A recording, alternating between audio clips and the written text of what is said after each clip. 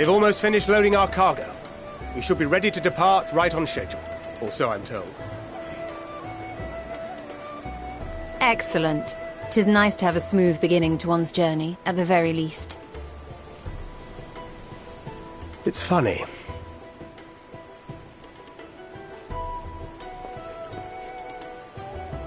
Master Louis Soir came here on a ship very much like this one. And now, years later, the street urchin he befriended that day is bound for his mentor's homeland. With his mentor's grandchildren, no less. Aye. 'Tis upon reflection that every twist of time's river and fate's whims are brought into sharp relief. Thou hast matured much in the intervening years. Wert thou not caught attempting to relieve Master Louis Soir of his purse scant moments after he made landfall upon this dock?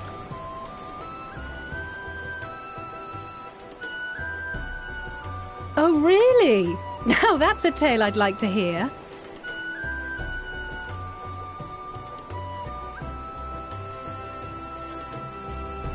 Will this be your first visit to Charlian, Sir Estinian?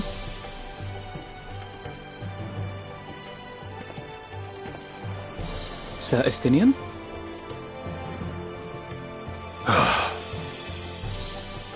Are we strangers newly met? Why this stiff formality? I, merely meant it as a professional courtesy, since we are now colleagues in an official sense. I'd rather you dispense with the sirs, especially in private company. Or I'll be forced to respond in kind, little Lord Alphino. You've made your point, Estinian. Painfully well.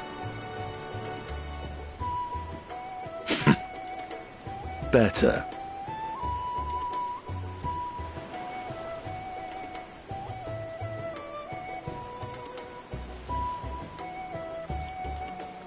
Are you all right, Tataru? You seem positively distraught. Distraught? Me?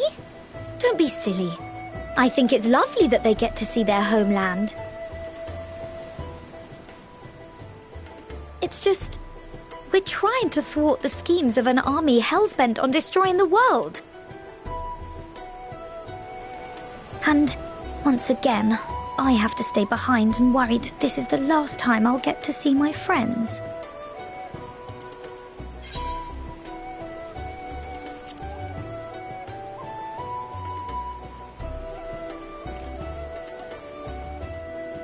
I'll hold you to that. Ah, good. You're still here. Hori! Coulternay! What brings you all this way? We're to assist the Maelstrom and the Kobolds with a lunar primal operation, so we thought we'd see you off before heading to the tower.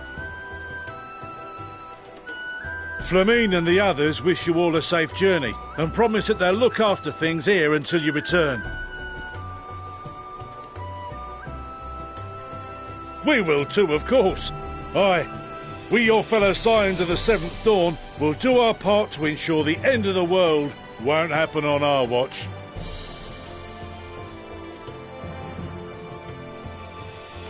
We set the sail!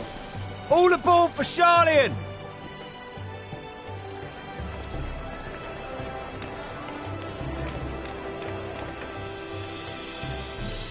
It's time.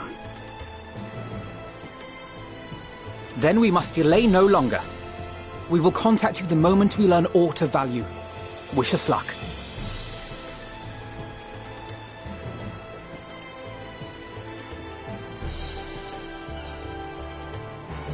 Have a safe journey, and please, be careful.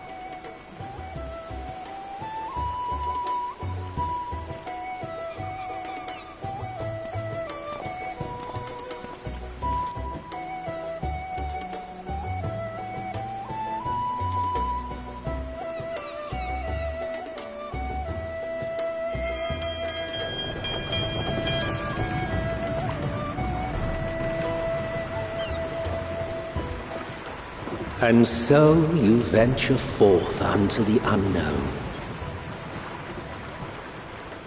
A fate beyond the horizon that cannot be divined. A future undefined and in flux. In uncertain times, naught but the simplest words of wisdom will suffice.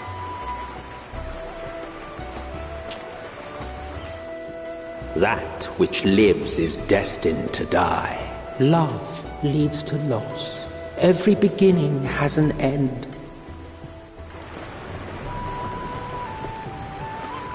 Treasure every moment, every step of your descent.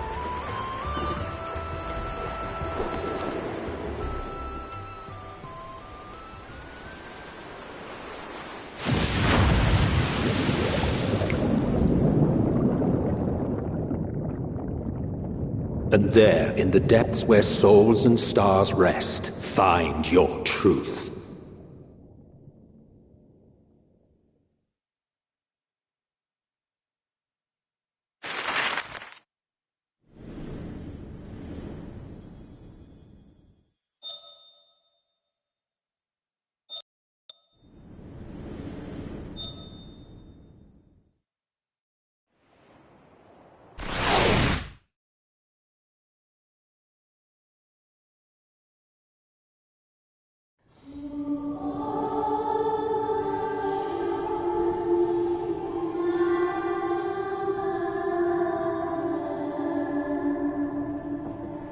Here.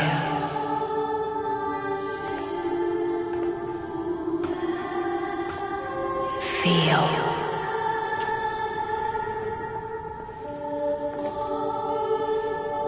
Think.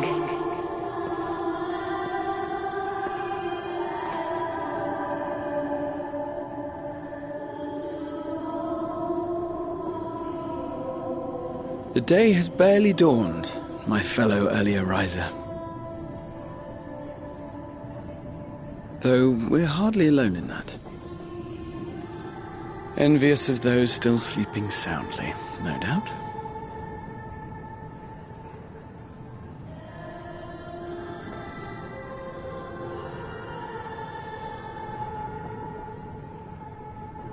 Called out to you, you say? I've heard nothing myself.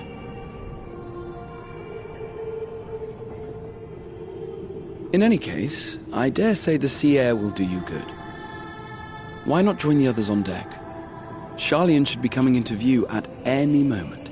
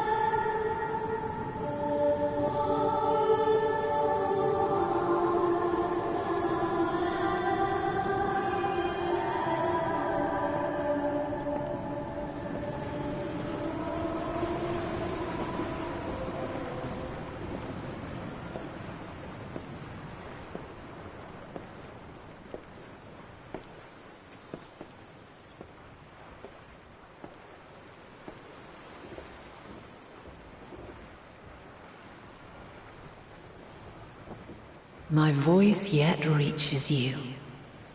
I am glad.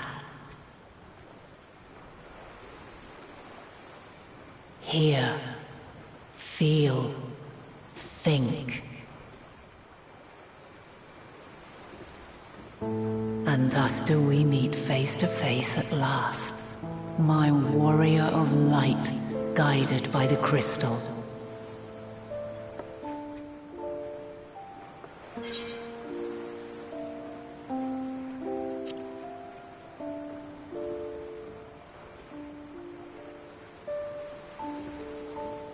After your sojourn in the First, I believe you have your answer. You have gained an understanding of what I truly am, what Eidolon has always been, a primal.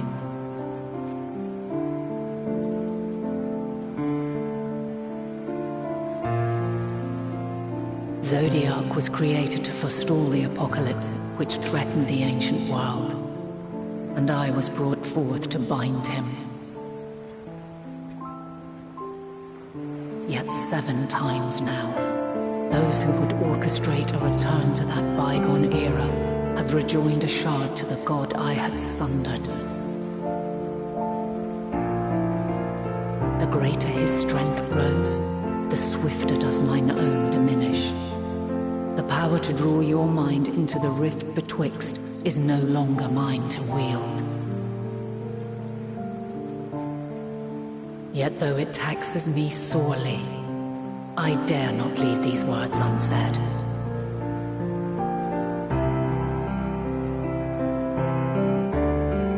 Even bereft of my guidance, you and your companions have accepted the burden of this star's troubled past. A conjunction has begun to form, an intertwining of your time and mine.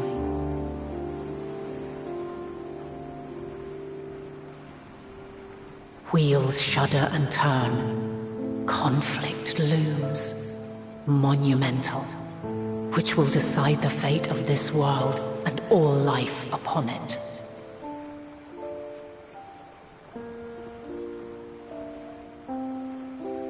When you truly understand what is at stake, and your journey has prepared you to surmount the insurmountable,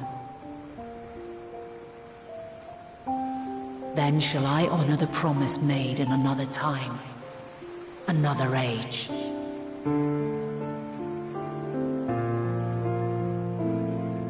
Cast your peepers to the fore, folks. Sharlian's just over.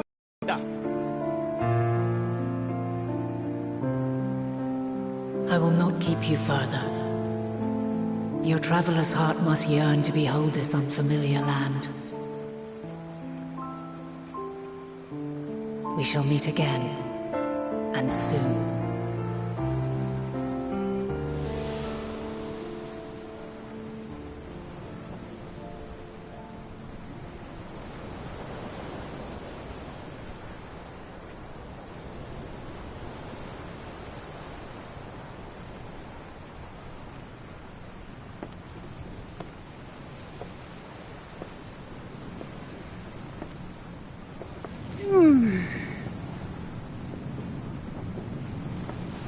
Oh, what a fine morning.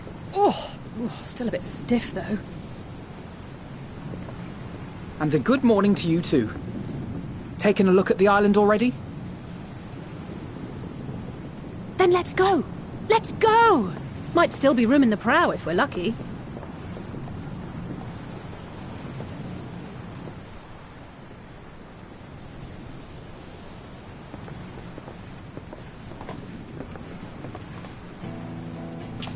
Ah, the sleepers have arisen.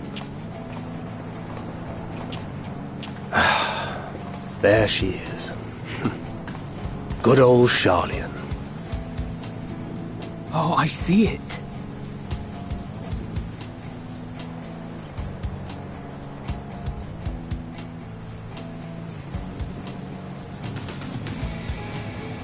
Home.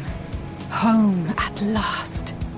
Well, maybe not in Father's eyes, but we'll manage on our own, if we must. You do know you're not alone in this, don't you? Indeed, 'tis as Sir Estinian saith. Forget not the comrades who boarded this ship at your side, I prithee.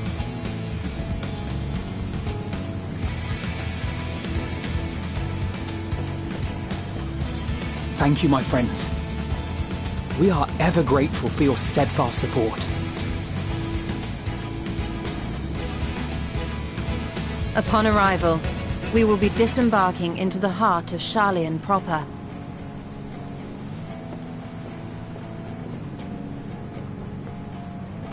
There is no greater concentration of wisdom in all the world. I am confident that somewhere within that center of knowledge and learning, we will find the answers we seek.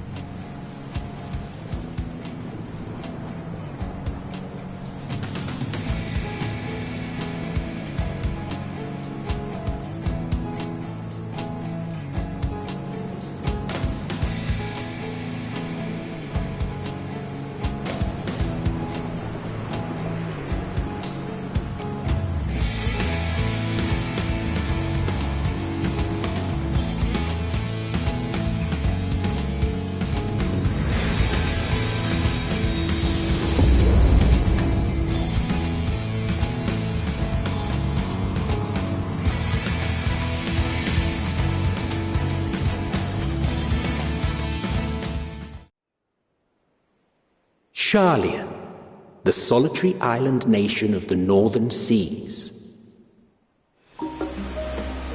Where under the watchful gaze of Thaliak, patron deity of scholars, academics hoard all manner of knowledge and secrets. Once, they deigned to accept foreign students into a distant colony maintained in the Dravanian hinterlands. How swiftly they abandoned it once the first Garlean boot set hostile foot on Alamegan soil. So averse to the prosecution of war, these men of wisdom, your would-be allies.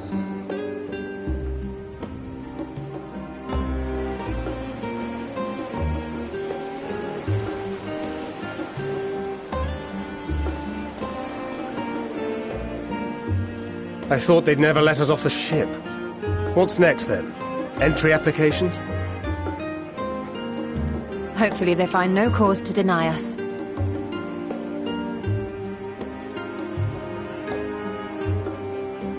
Hasn't Sharlayan all but severed relations with foreign powers? Those of us without direct ties, myself included, may be refused outright. 'Tis true that, as a nation, Sharlayan only forms trade agreements with a select few neutral countries. But from a practical standpoint, an island cannot afford to be overly strict with its borders, especially not if that island's people are wholly devoted to the accumulation of knowledge. If one submits the proper paperwork, with satisfactory evidence of identity and intent, then foreigners may be granted entry. May.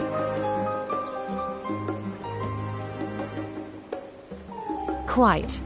So let us be absolutely clear on these points before we proceed. The immigration officer will ask for your affiliation and your purpose of visit. Considering Sharlayan's views on intervention, I strongly suggest we avoid any mention of the Scions. Kral has laid the groundwork for us to act as associates of the students of Baldessian, and our ostensible reason for being here is to aid in their order's restoration.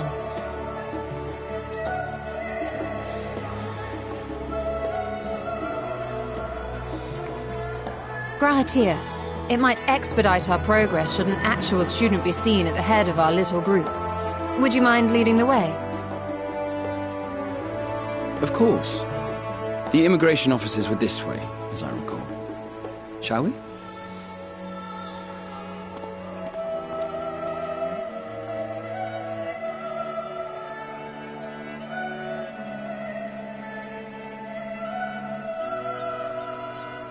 Greetings.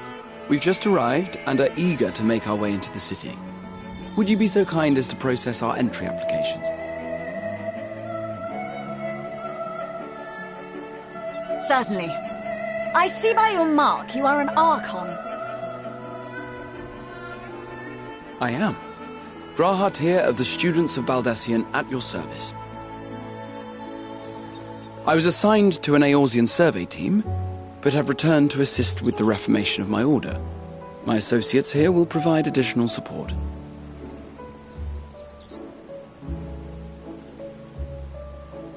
Very good. I have paperwork detailing your group and its scheduled arrival for today. And it seems some few of your companions are also Archons. If you'll step forward, we can process those applications first.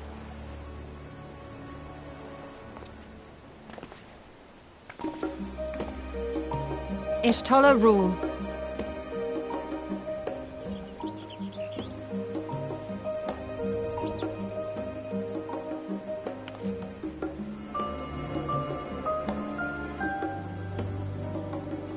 See how it glows? That list is etherically linked with the citizen registry kept in the main repository.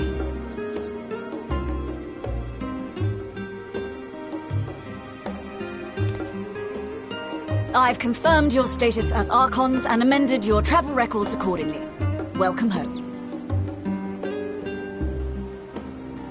Now, who do we have here?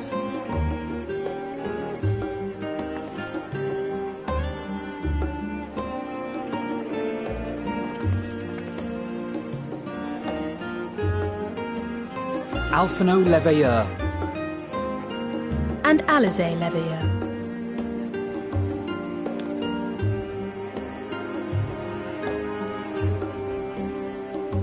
Your applications have also been approved. Having said that, the streets are abuzz with talk of how House Leveilleur's lord disowned his young progeny.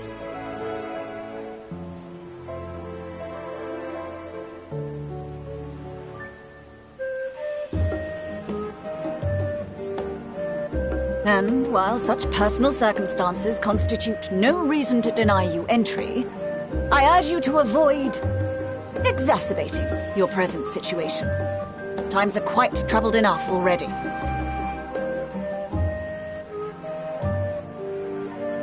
We shall keep that in mind.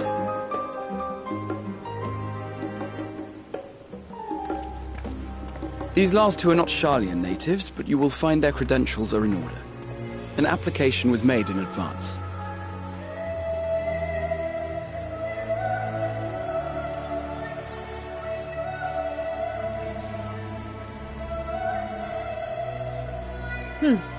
Name and occupation?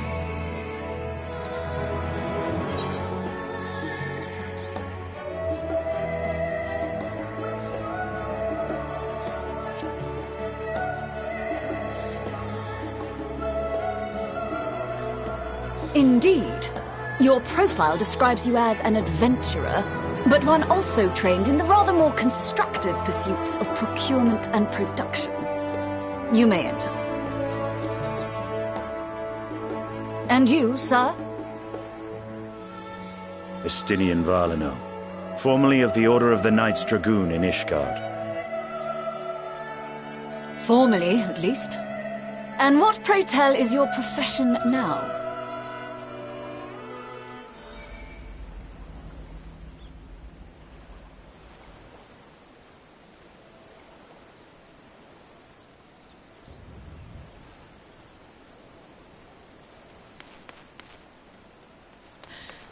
If you'll allow me...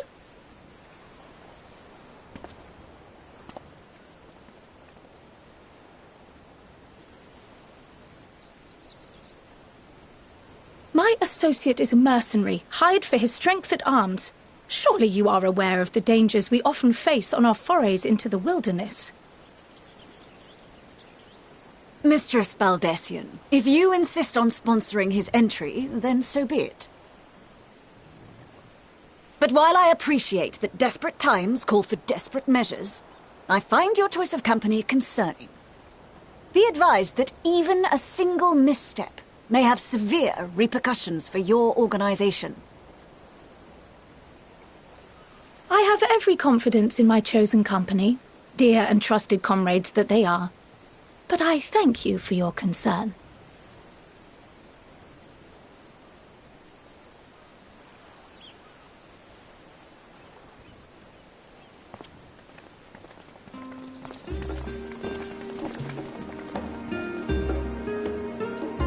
Croyle!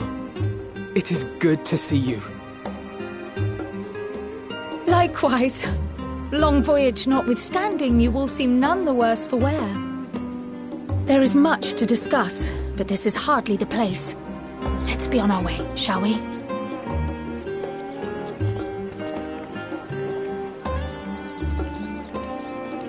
Oh!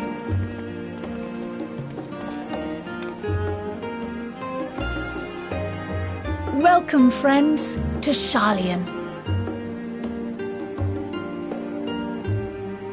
As your mercenary, I should hope my welcome includes a generous salary. Well, I had to say something, Sir Taciturn.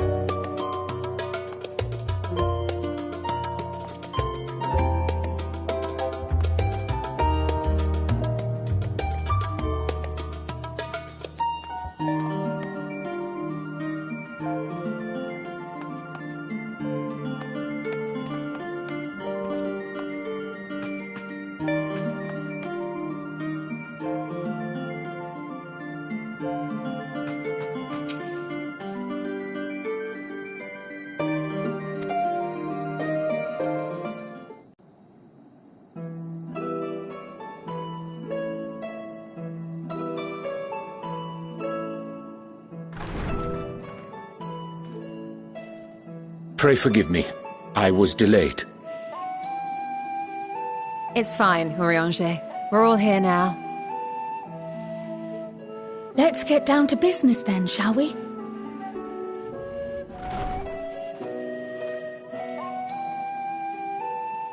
Come what may, we must prevent the Telophoroi's plans from coming to fruition.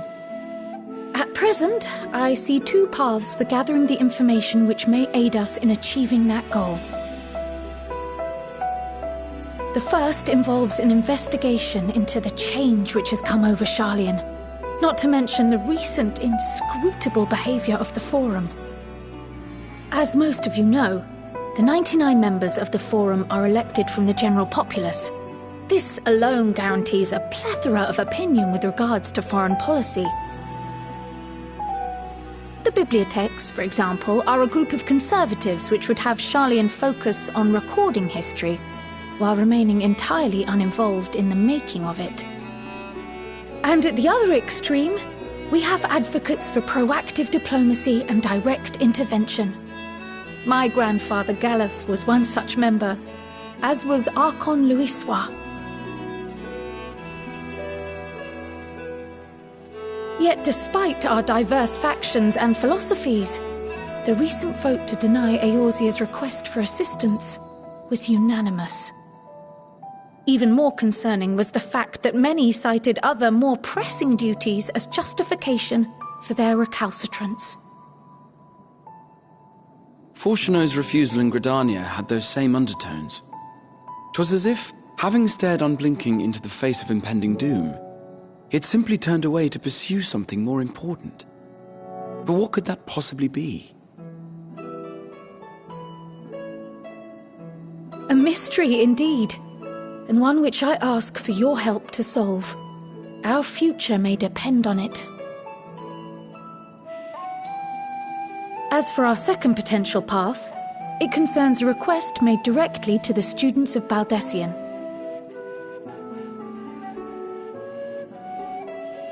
Our organization was founded primarily to study strange and unexplained phenomena the world over. Mysterious relics and ruins, arcane disturbances, and so forth. Compared to our more isolationist Sharlayan colleagues, we have strong connections overseas, namely with scholars and academics who share our passion for the unknown.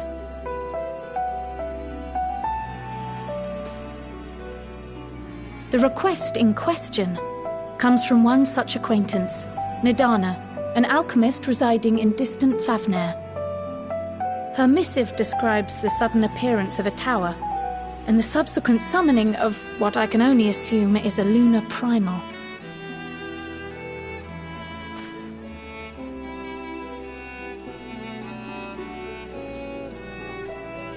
In response to this threat, the satrap of Radzat-Han, the individual who governs the city-state, has instructed the alchemists to find a means to deal with the spire. The artisans of that land are heirs to an ancient tradition, one rather unlike that of their Uldan counterparts.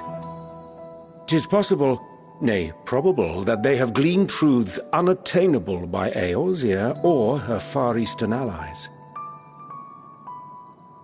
They do, in fact, appear to have a strategy in mind, though it will require further research. To that end, they have requested an introduction to a capable warrior shielded by the blessing of light.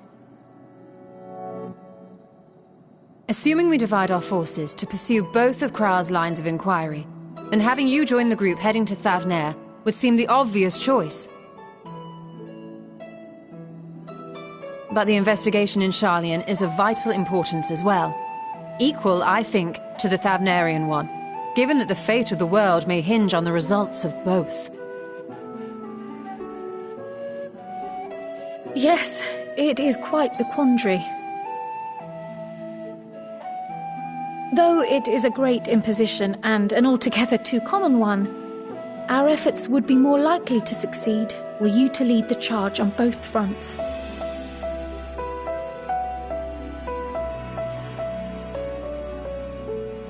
You are indeed our champion. As to which task to tackle first, we will defer to your decision. Let us next decide how everyone else might best be assigned. As for myself, I shall continue what I've begun in Sharlayan. I should also like to steal the services of an Archon or two. And thereby gain access to a greater range of reading material. I will help with that. Allow me to offer my assistance. I have some small amount of experience in the field of research.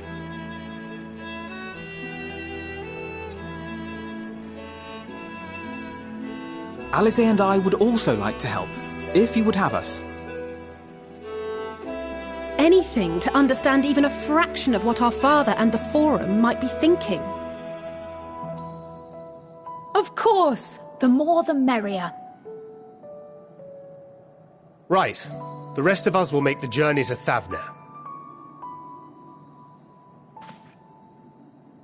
Thoughts? Objections? I passed through Thavner on my way to infiltrate the Empire, and though I'm not qualified to give a guided tour, I did gain a sense of where things lie.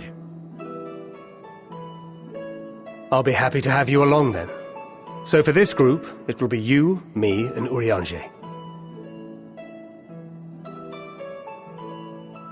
Give me a moment afterwards, and I'll supply you with all the details of Nadana's request. Consider this hall our rendezvous point once our respective tasks are complete. May our investigations prove fruitful.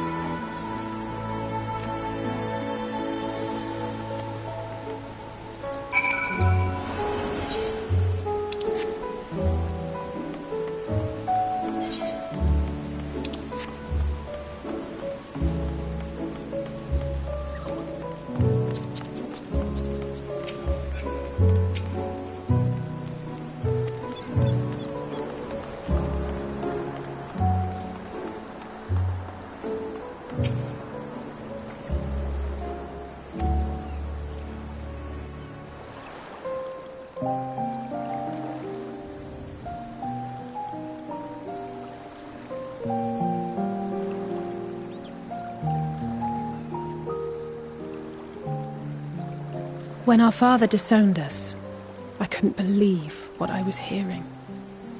It wasn't until much later that his words began to sink in, that I began to feel the weight of what it meant.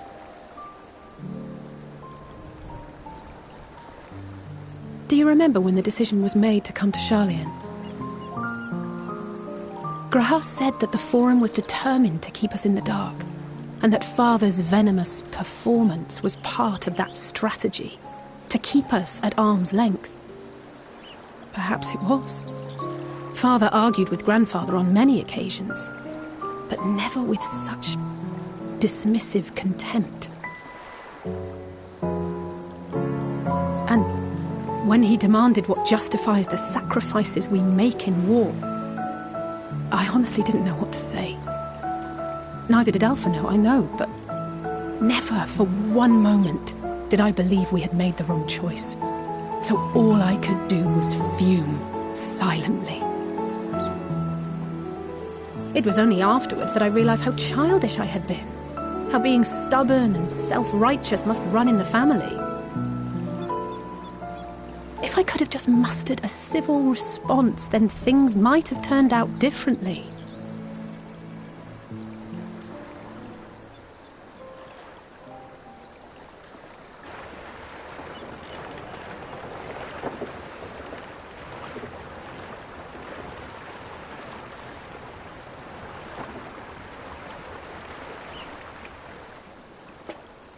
They must be ferrying goods to Labyrinthos.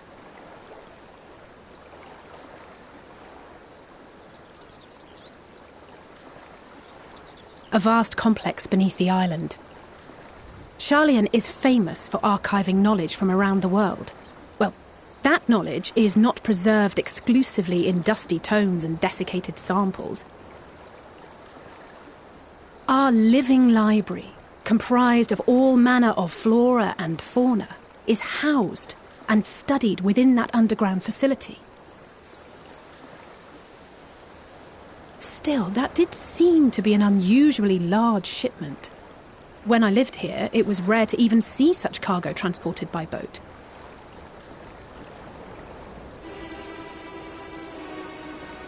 Wait! Didn't you hear something in the last stand about the gleaners coming and going more than usual? Well, I think they're the ones we saw manning those boats. And gleaners answer to the Forum. If the appearance of the Telophoroi prompted this sudden burst of activity, then Labyrinthos may hold a clue as to what the Forum is planning.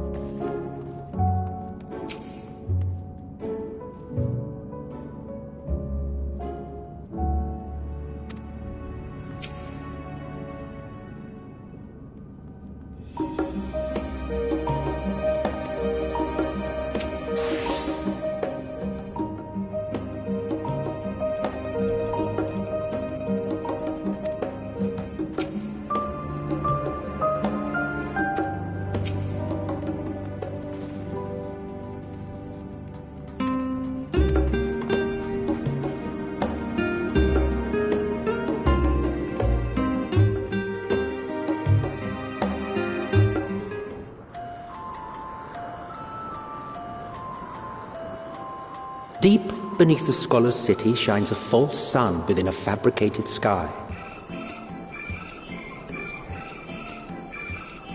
In any age exist those who consider the floor an extension of their bookshelves, and this vault's architects surely belonged to that special breed. If the stack grows too high, start a new one. If no room remains, then make more rooms. A simple solution at first, and then bit by bit, a profound transformation. Knowledge buried beneath knowledge, a growing, creeping labyrinth from which there is no escape.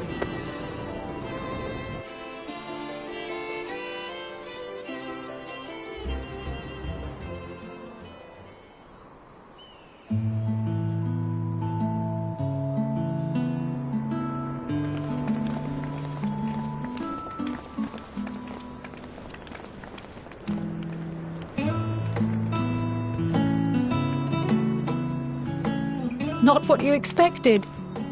I must admit, the artifice is very convincing. But I assure you that we are beneath Sharlayan itself. The breeze you feel, the flowing waters you hear, all created by the hand of man. The island is volcanic, you see, and once upon a time this great hollow must have been a reservoir for magma. It was discovered some 400 years ago, at which point it was repurposed as a storage facility for scrolls and samples and such.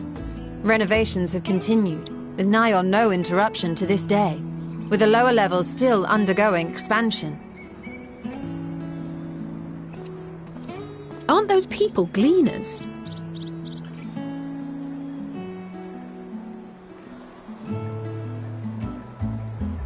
Aye, judging by their dress. They are said to work alone as a rule, but 'twould seem that rule is being enthusiastically broken today. It may be as you suspected, that they are engaged in a task apart from the norm.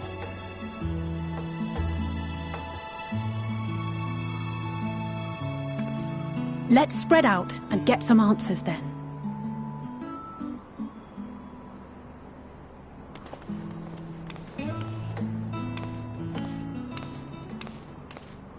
Ugh.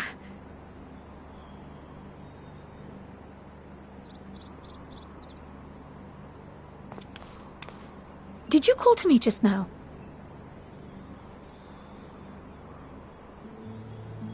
No. How odd. I must be a bit dizzy from the descent. I'll be fine, I'm sure. Let's get to work, shall we?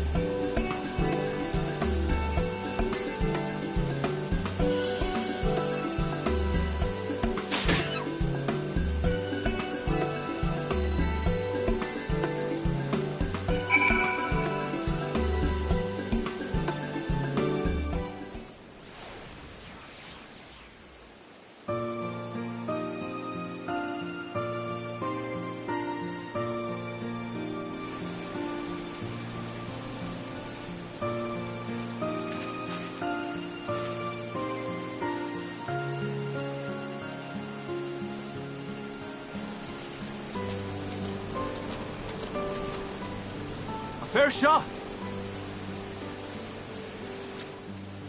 Nicely done. Let me truss this one up and I'll make my way over to you.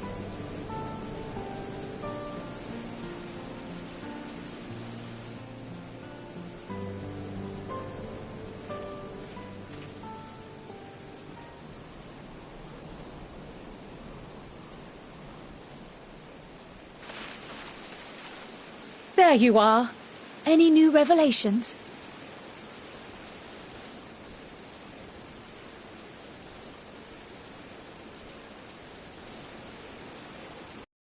With that gleaner again, this time to capture a hornbill. I understand catching and bringing in creatures from the outside, but what's the point of chasing after ones already here? Oh, it's a simple thing, really. Occasionally, we remove specimens no longer needed for study, or those we've had difficulty raising. But we can't simply turn them loose.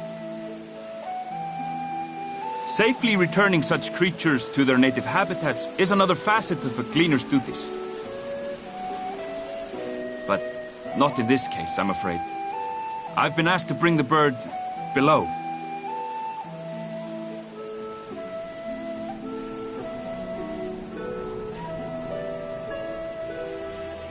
The restricted section in the lower levels of Labyrinthos. Open only to a select few researchers handpicked by the Forum. The projects down there are the subject of rumor and hearsay. Forbidden magics. Advanced technologies that can never be allowed to fall into outside hands. Even Archons are not privy to the truth. Those who are, the researchers involved in this secretive work, are not permitted to walk freely in the city, and are instead required to live in isolated quarters. What could a facility subject to such strict security protocols possibly need with a hornbill? An experiment?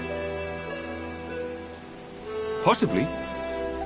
I wasn't afforded an explanation.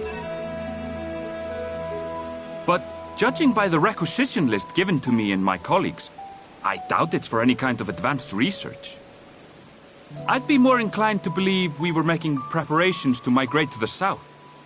Mericidia or thereabouts. What? Why would you say that? Much of the flora and fauna we were asked to procure could serve as reliable sources of sustenance. They're comparatively hardy species, too, able to endure harsh climates. And among them are specimens known to be effective in improving soil quality and purifying water.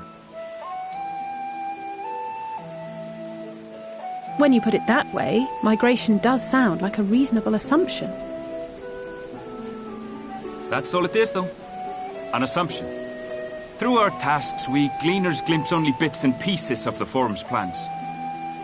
Our prime concern is that our requisitions, be they living or otherwise, are properly preserved for the knowledge of future generations.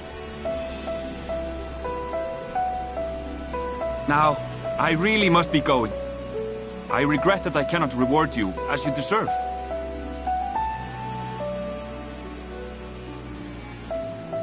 Perhaps you might reward us after a fashion, then. It is imperative that we reach the lower levels. And seeing as you are already set to descend with your assigned cargo, mayhap we could accompany you as your assistants.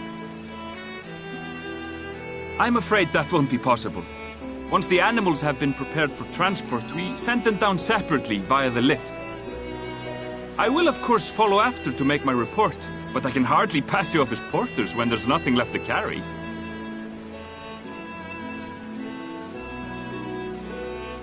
Indeed.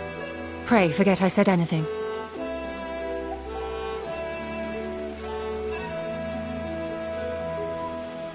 How do you feel about climbing? If you've strength and the courage to brave it, then there is another way down.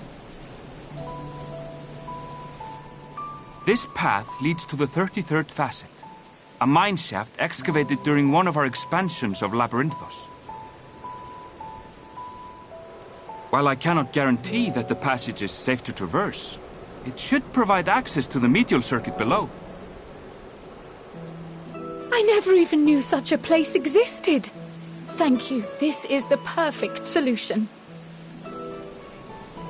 You're quite welcome. But consider yourselves warned. If the going proves too treacherous, you do well to turn back. I bid you good day.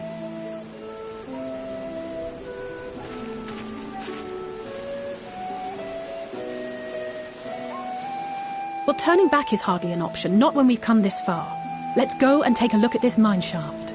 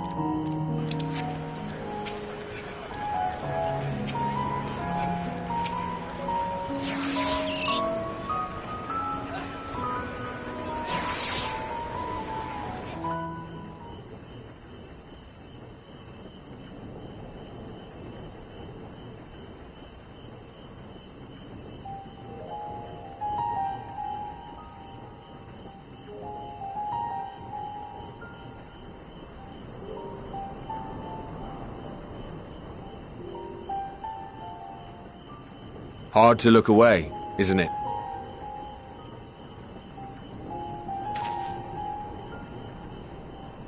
But they're more than pretty flowers. Heart blooms are attuned to ambient emotion.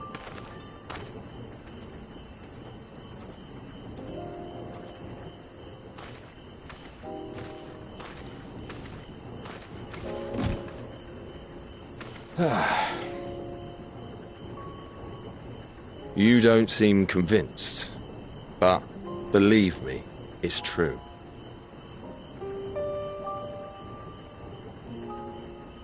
This ashen grey, for instance, it mirrors the anxiety and urgency of those working nearby as they rush to fulfill sudden orders. Intense feelings like those spur the petals to change colour. Bright glowing hues in the presence of joy, dark subdued shades for frustration or despair.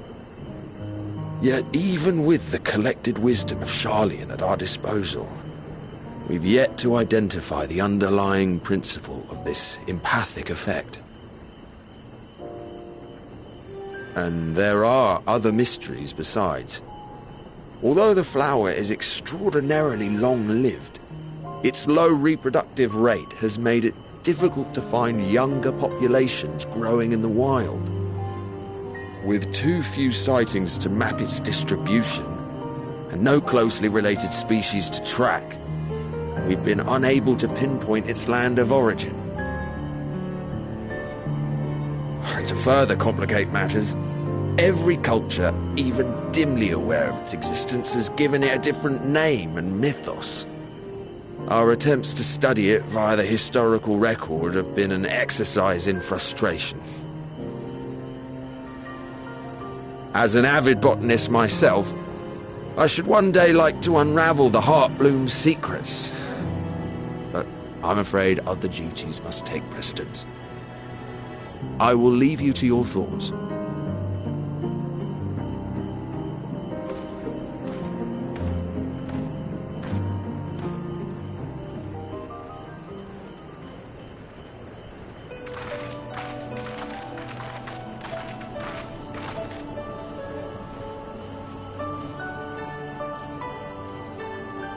Have you learned aught of interest?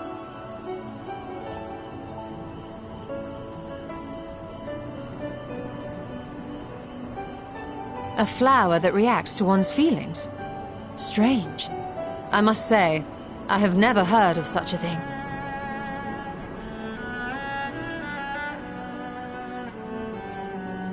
This is all very fascinating. But as it stands, we've failed to gain any significant insight into the Forum's undertaking. Indeed.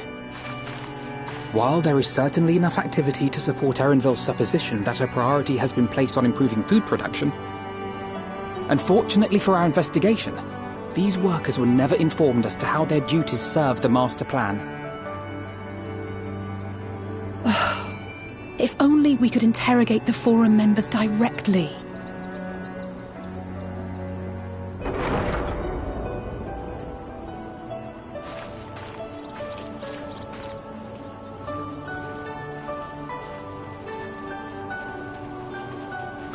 Isn't that the entrance to the Archaeum?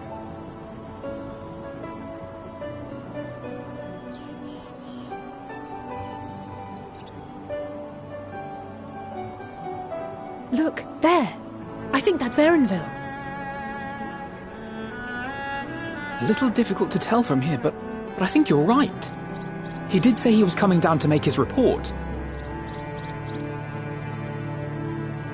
Erenville receives his orders from the Forum. Would it not follow, then, that the superior to whom he reports is a Forum member, or at least a close associate? You mean to eavesdrop on their conversation? What of the risks? Ours alone to bear. We won't interfere with Erenville's work, nor will he be implicated as an accomplice. If you're not comfortable taking part, I can do this alone. Nay. I said myself that I wished to know Father's intentions. And no answers will be forthcoming should we simply ask nicely. We can apologize later, should it come to it. Right now, we need every crumb of information we can get our hands on. Consequences be damned.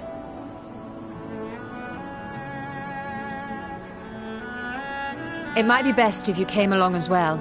In fact, we should all...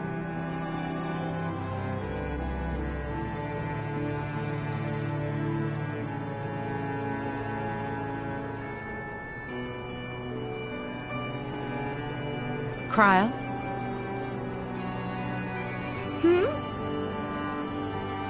Oh, yes. That certainly sounds like a plan. I'm glad you agree.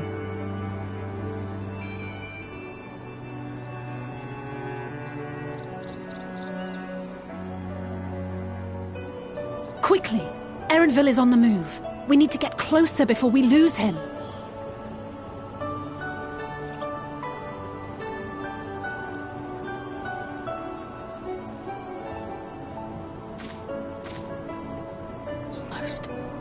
I can almost reach you.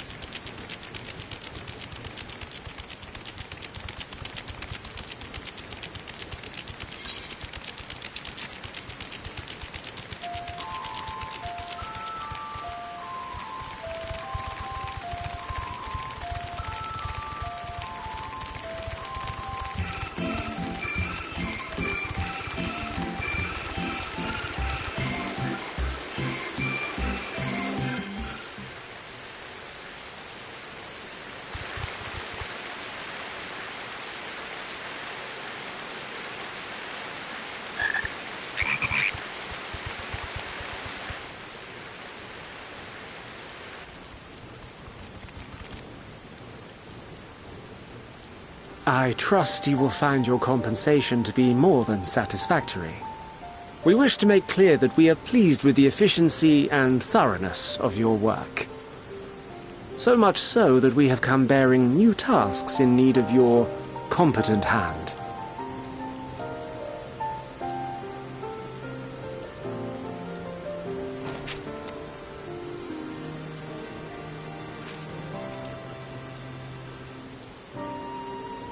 Another lengthy list.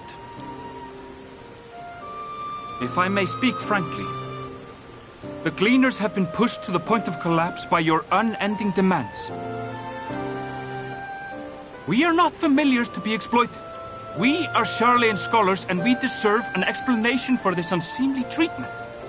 What warrants such urgency?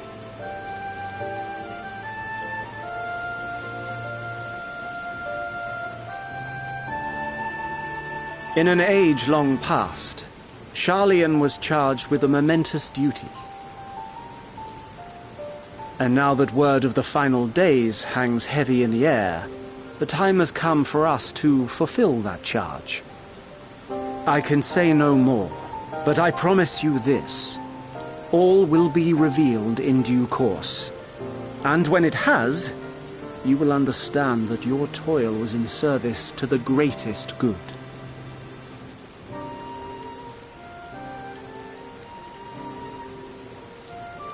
Then I will do your bidding. For now. But unless you wish the Gleaners to rise up in protest, I advise you to offer tangible improvements for our working conditions. Your promised revelation does nothing to address present circumstances. A fair point. Your concerns will be conveyed to the Forum.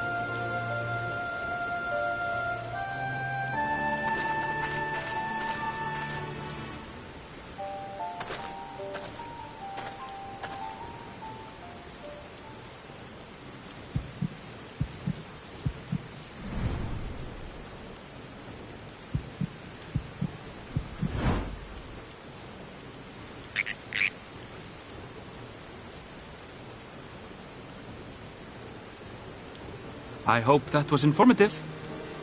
You may consider my debt to you repaid in full. While I do have my reservations about the Forum, I want to believe that they have our best interests at heart.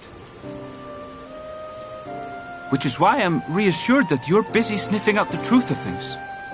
We can ill afford to place all our eggs in one basket, this master plan of theirs, without first understanding the risks involved.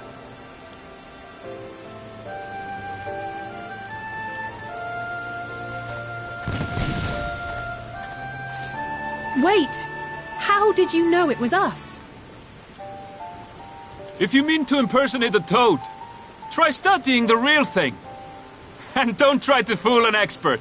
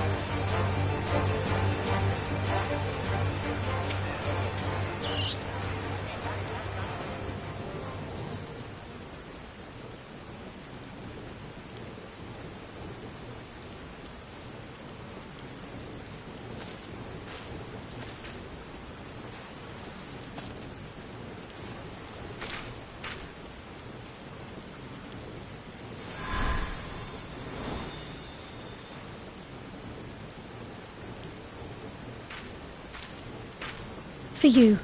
The spell will keep it from wilting. She said you would need it for the journey ahead.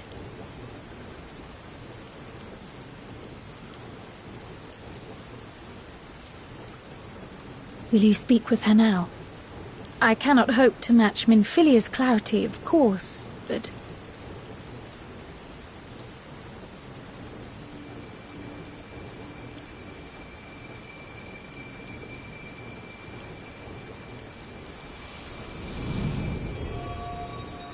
Thank you. Do not worry. She has lent me her body for only a moment.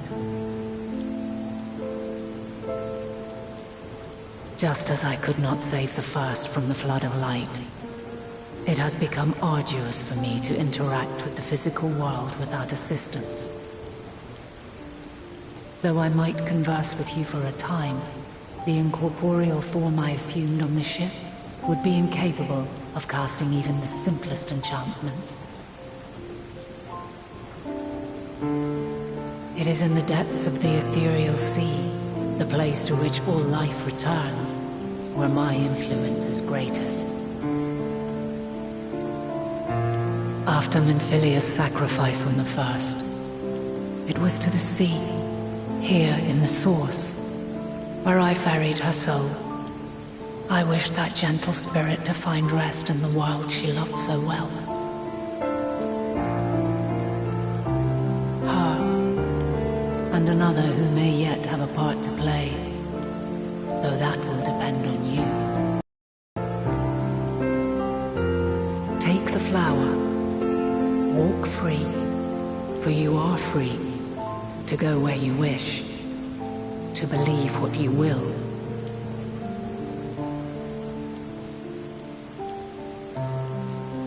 That blue will be your guide, test and proof of your conviction. In darkness, seek joy, surrender not to sadness, and see beyond despair. Walk free, and bear the light for others to follow. Together, raise it aloft and let it shine, till the end, blinding and radiant.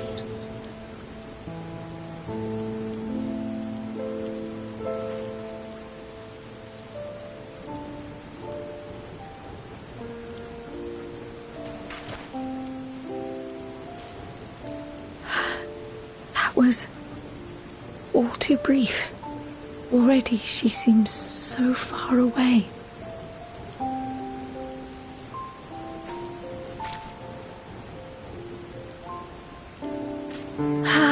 My apologies if I startled you.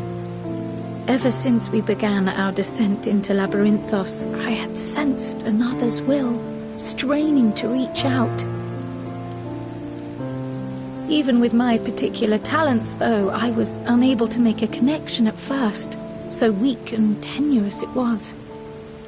Once I took hold of that wispy thread, imagine my surprise to discover it was Heidelin herself.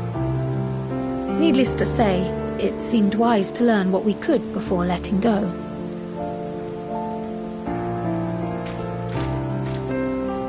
Her answers were more cryptic than I would have liked, but at least she left us with a guide of sorts, that unusual flower.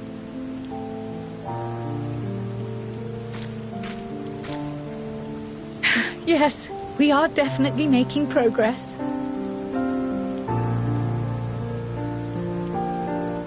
You can't be serious! We've done nothing wrong!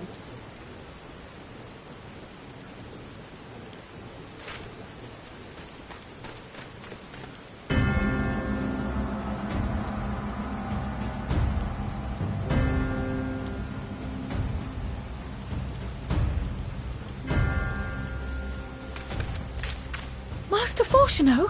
What business has the Forum with us?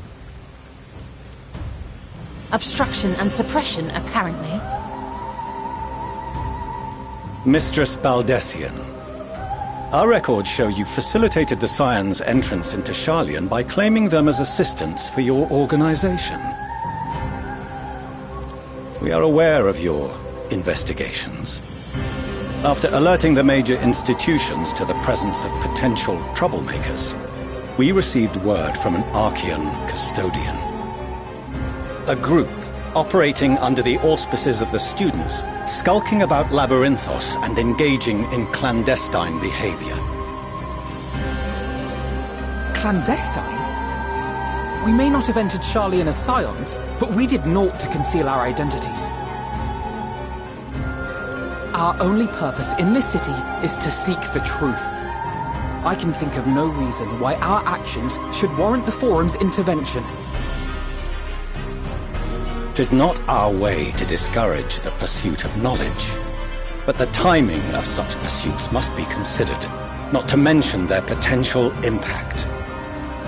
With the world in chaos, we, the true caretakers of wisdom, have committed ourselves to an undertaking that demands the utmost discretion. And we will not risk its success by turning a blind eye to disruptive foreign elements in our midst.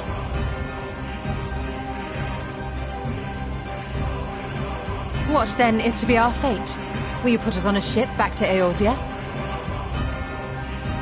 The Forum will convene to examine your case.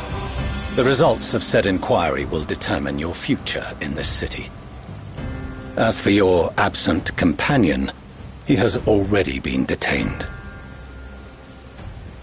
Graha! But why? Is reading a crime now, too? Reading is encouraged, celebrated even. Not, however, of the volumes shelved in the restricted section of the library.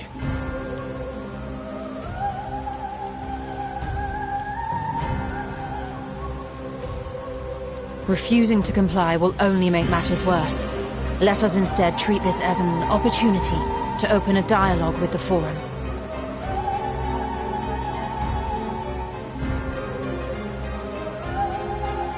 Silence is often one's best defense. I would advise against prolonging the proceedings with frivolous discourse.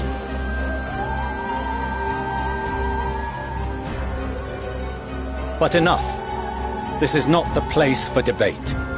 The rostra await.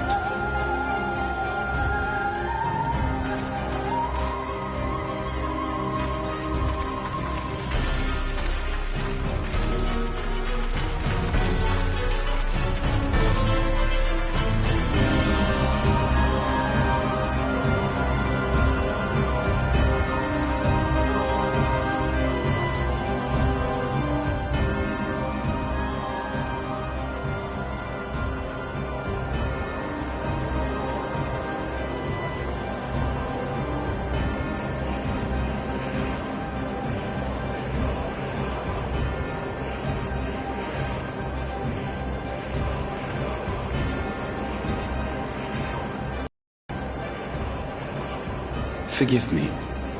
I was careless. We would have been detained regardless.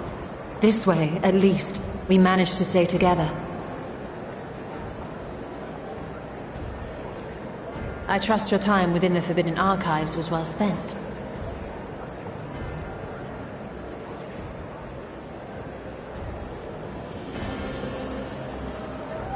The Forum will come to order!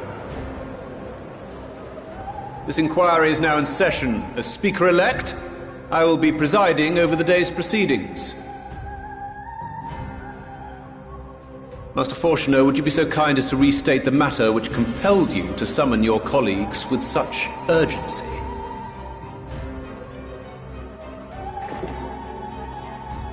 As you are all aware, we recently denied Eorzea's request for Sharlayan assistance. Since then, certain individuals dissatisfied with our decision have taken it upon themselves to interfere with our work. They entered our nation masquerading as associates of the students of Baldessian. But these malcontents are better known as the Scions of the Seventh Dawn. These militants wield influence with both the Eorzean and Eastern alliances, and are inextricably involved with the crises presently afflicting the world at large. Loose in our city, these warmongers sought to meddle with and expose matters of state secret. What are they, if not a dire threat to be expelled?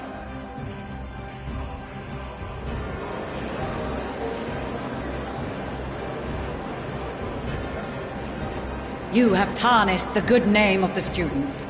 Galuf would be ashamed.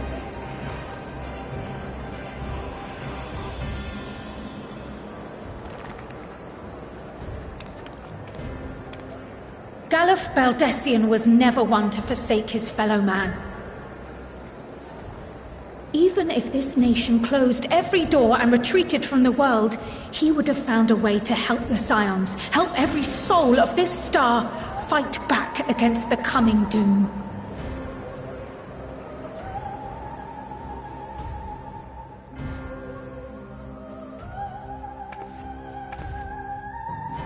A terrible enemy stands poised to lay waste to all we hold dear. In the face of such madness, Eorzea reached out to Sharlayan, a respected ally, in the hopes of forming a united front. Was your curt dismissal truly the best you could offer? Or are you so preoccupied with your momentous duty of an age-long past that even the end of the world is unworthy of your attention?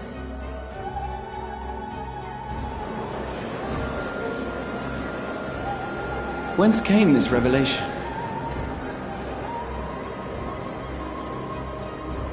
From the mouth of a Forum member within fortuitous earshot. Then it seems your findings support my own.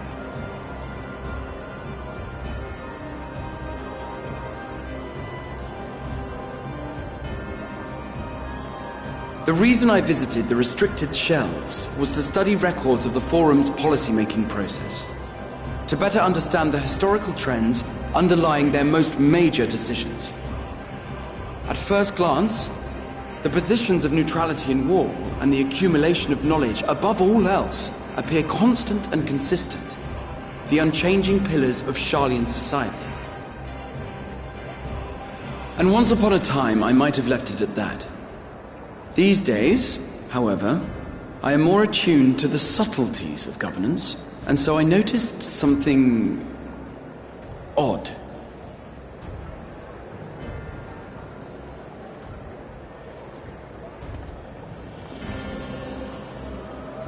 From a particular point in time, the purpose of these policies shifted. No longer was knowledge preserved for the benefit of society. Rather, society was to be gradually reshaped to ensure the preservation of knowledge.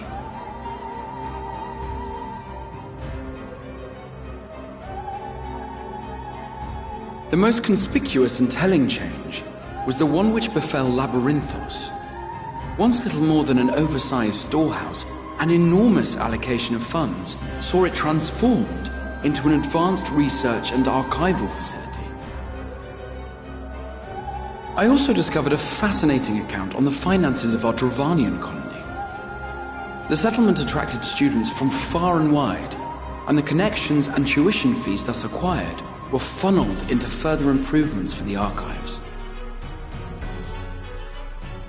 Now, there is no question that our nation's progress is tied to the acquisition of wisdom.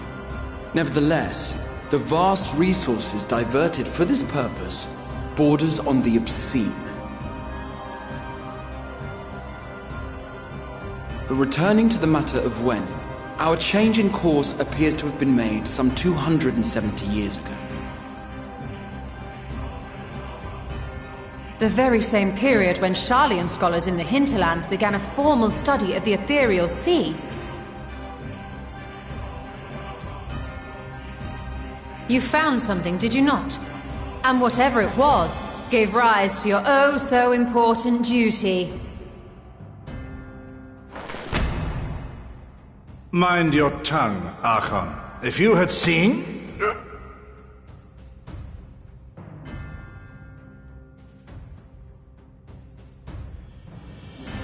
Yes.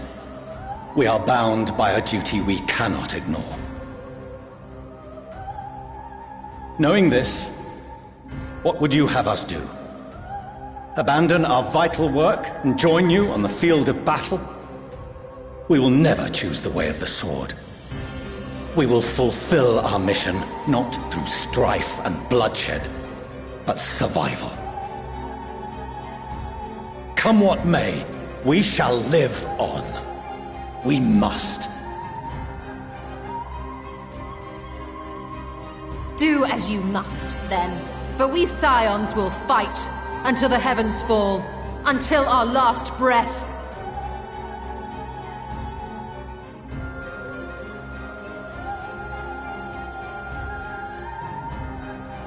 Such misguided zeal.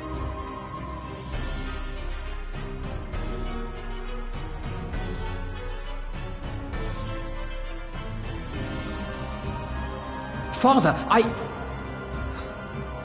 Master Fortuno, I fail to understand the stance you have elected to take. But by the same token, I have yet to find a compelling argument to counter the challenge you put to us in Gridania. Still, in the midst of my uncertainty,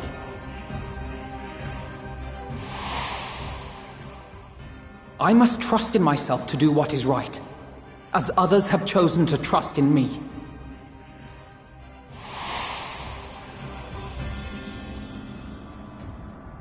So I will continue, as I always have, weighing the consequences of my every action, and allowing my hope for the future to inform my decisions.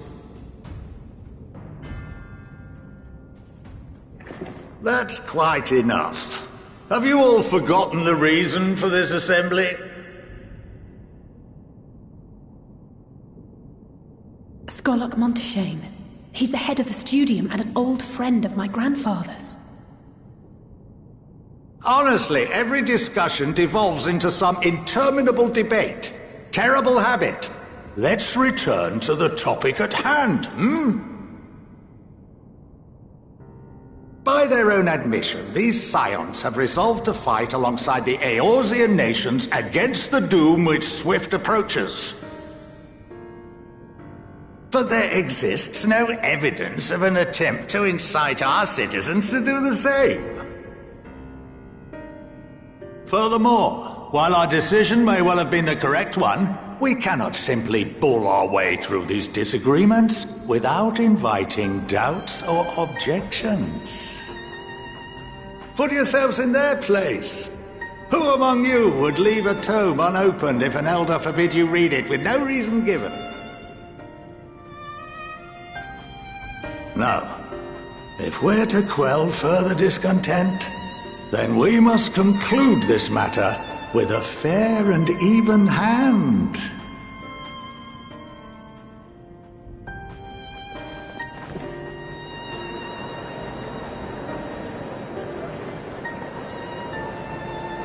Order! We will have order! Master Monteshane raises some valid points. Keeping such concerns in mind, I propose we enforce the following measures. Until further notice, the students of Baldessian are to cease any and all activities within the domain of Sharlayan. You will also refrain from any further investigation into the Forum's decisions and duties. Failure to comply with these restrictions will result in the immediate expulsion of your Scion associates.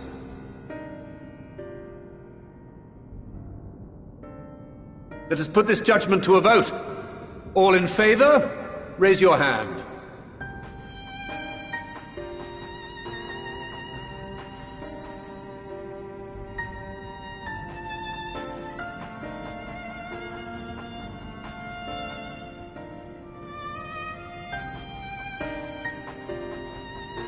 I count 51 for and 48 against. The proposal is passed. Students, Scions, you have heard the Forum's judgment. Pray abide by it, or face the consequences.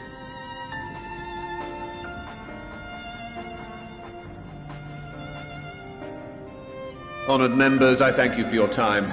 This inquiry is concluded.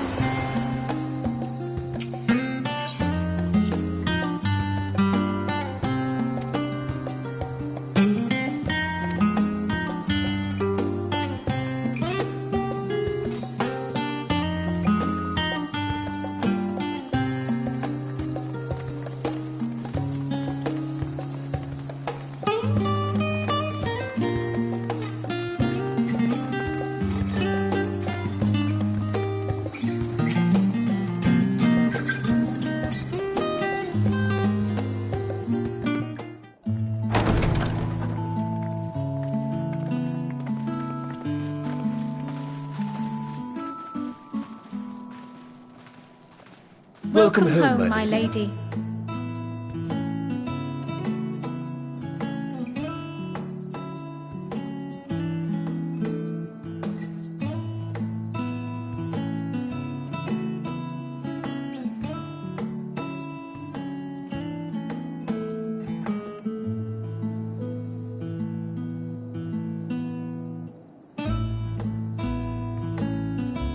What?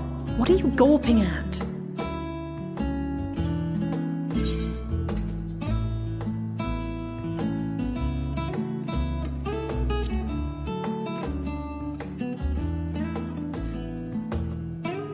I'll have you know I'm quite fond of the Rising Stones.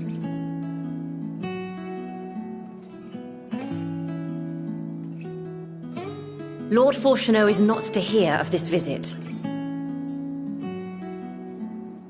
And I should also like the children to have their gifts, ere my husband makes his return. As you wish, my lady.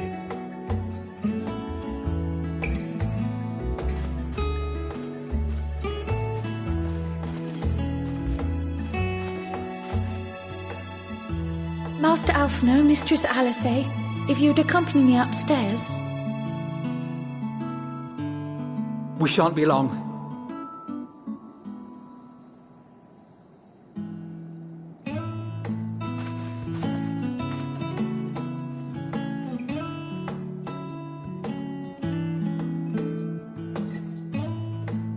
The twins have been sending letters home from time to time, recounting their latest adventures. I am sure they withhold certain details, of course, if only to keep me from worrying. Yet a mother worries all the same. In the early days especially, I tried to support them as best I could, sending the Scion's coin and other such donations. Fortunately, they have found the strength to overcome adversity time and time again. Their words grow more confident with every letter, their depictions more vivid. The triumphs and defeats, the joys and sorrows. It is clear that they have come to find value in every experience. But of those they treasure most, it would seem that meeting you might be the most impactful. Why, since that fateful day, I do believe there has not been a single missive in which you were not mentioned by name.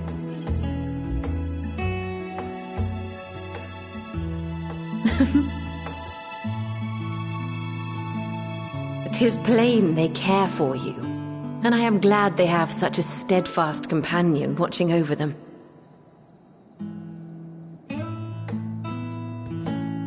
Under normal circumstances, I would offer you tea, but alas, these are anything but. In any event, why don't you keep me company whilst we await my children's return? Perhaps you might regale me with a tale or two of your exploits.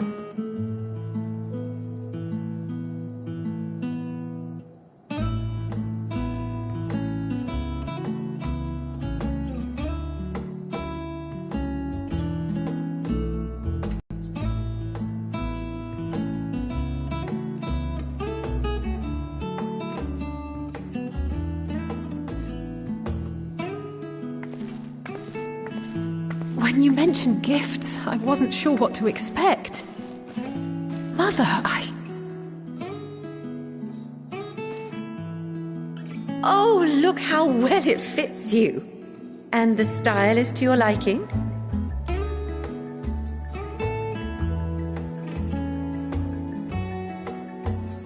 It's perfect. Exactly what I would have chosen. But please, tell me you had something different made for Alphino. Naturally. You are hardly little children anymore. And while I shall miss dressing you in those precious matching outfits, I must respect the individuals you have grown to become. See for yourself.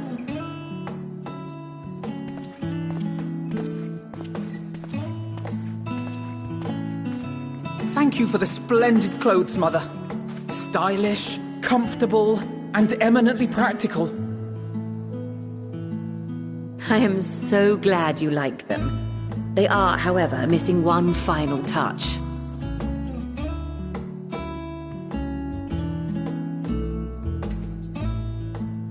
If you'd allow me, Master Alphino.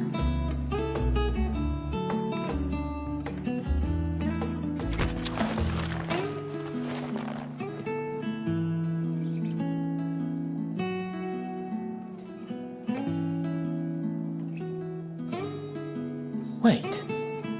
Are these... A sage's tools of the trade. They belonged to your father.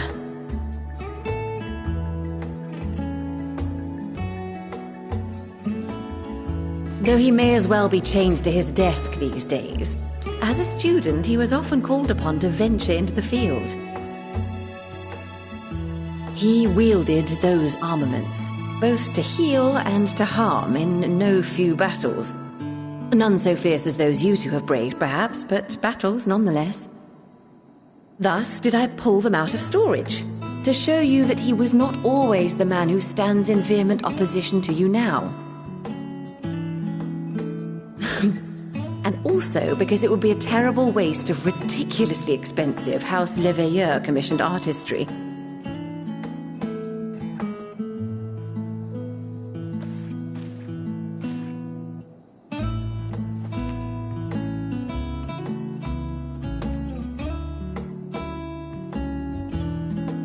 I am told these devices are quite difficult to master, but someone of your extensive experience should soon have them darting about with grace and aplomb. May the wisdom in that crystal serve you well. And please, try to find common ground with your father, that you might come and go without need for this awful subterfuge.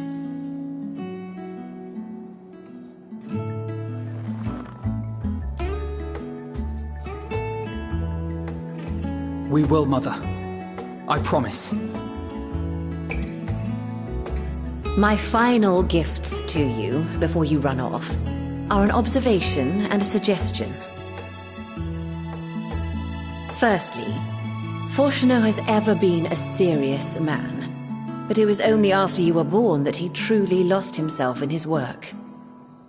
I may not know the Forum's inner workings, but I know your father's. The timing of that change in him holds some significance. Secondly, do not seek to best your father with words. Far better that you simply show him. Let him discover the merit of your actions, after they cannot be undone.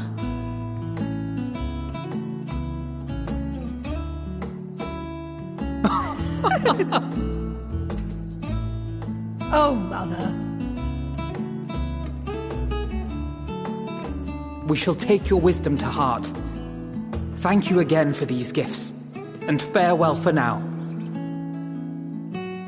Safe travels, my children. Eat well, stay warm, and keep your friends close.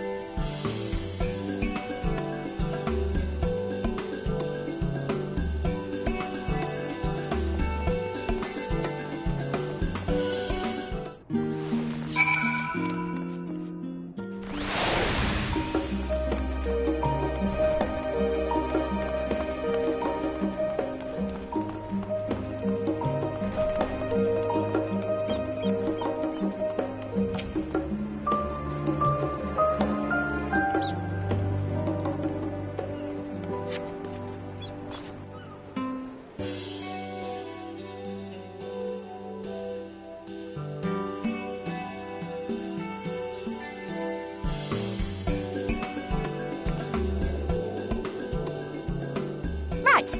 We're all set. Just the 4 of you, was it? 3. I'm already attuned to the crystal in Thavnir. You are?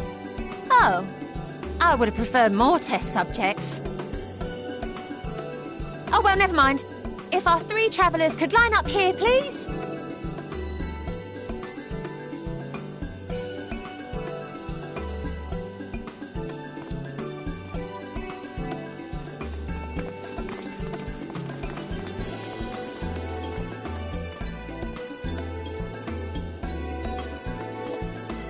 Yes, right there is fine. Take a deep breath, and I'll soon have you soaring through the ether.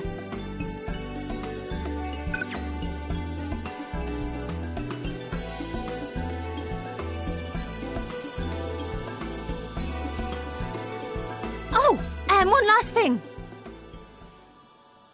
You might experience a teensy-weensy touch of violent ethereal sickness. Good luck! What?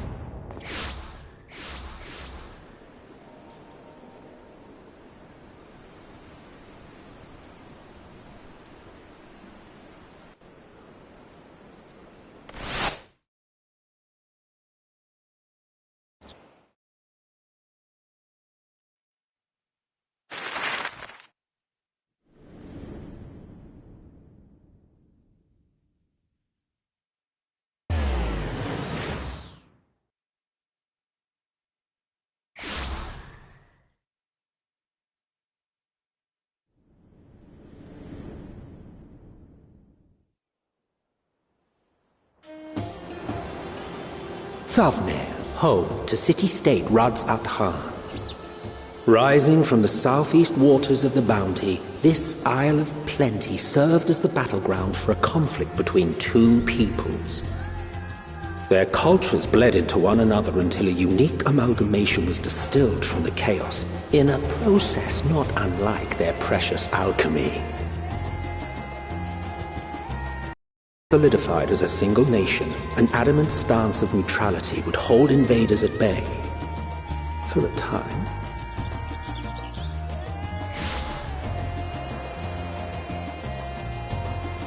Now across this vibrant isle creeps a fog of malice. What choice do you have?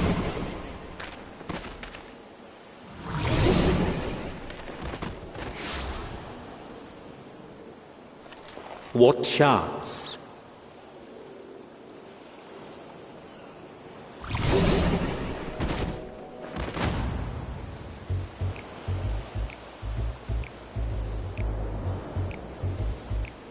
Against such an insidious foe.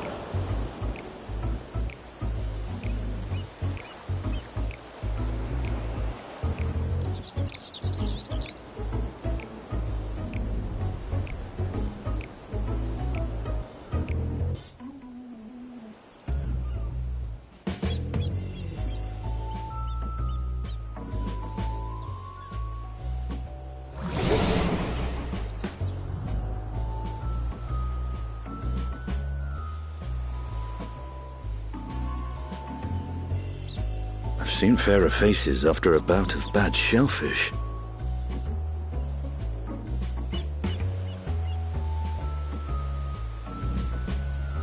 Let me bring you something to drink. That should help settle your bellies.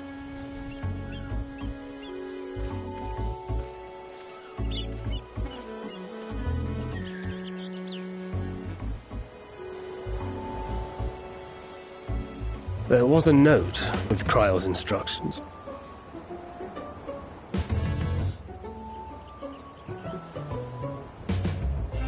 Don't let Estinian roam the markets alone. He's alarmingly bad with coin.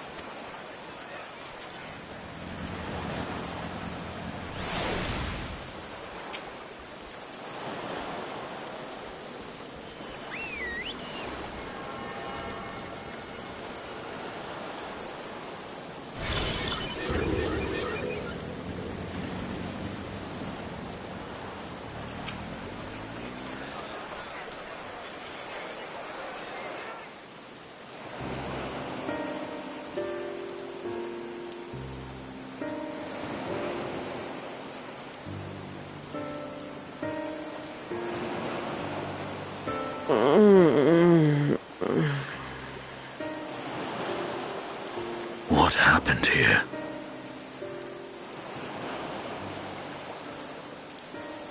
Their dress marks them as alchemists. I see no evidence of injury or poison.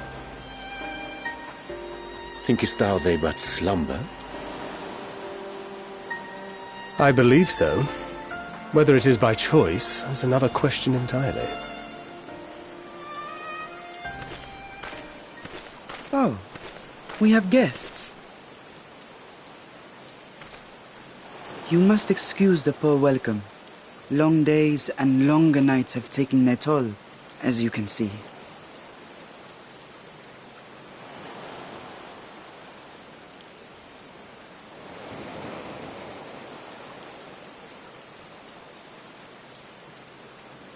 I am Vashan, servant to the satrap. My task was, in fact, to wake these good men and women, if you will allow.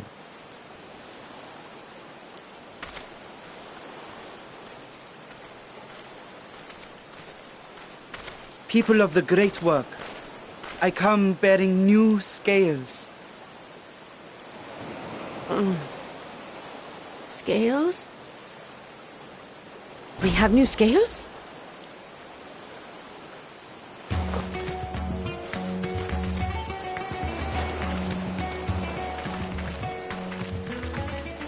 Yes, my friends. Gather round. I have them right here.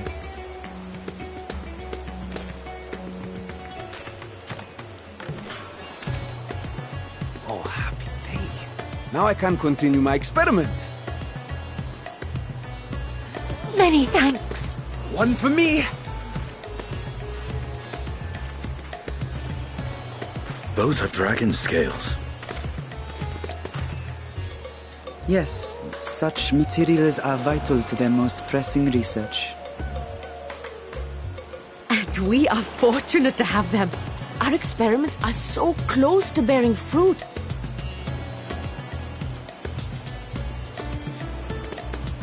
Soon we will have a talisman capable of nullifying the etheric emissions from that accursed tower.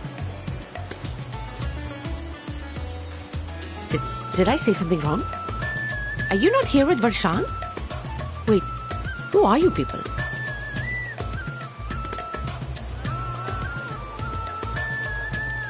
Of course!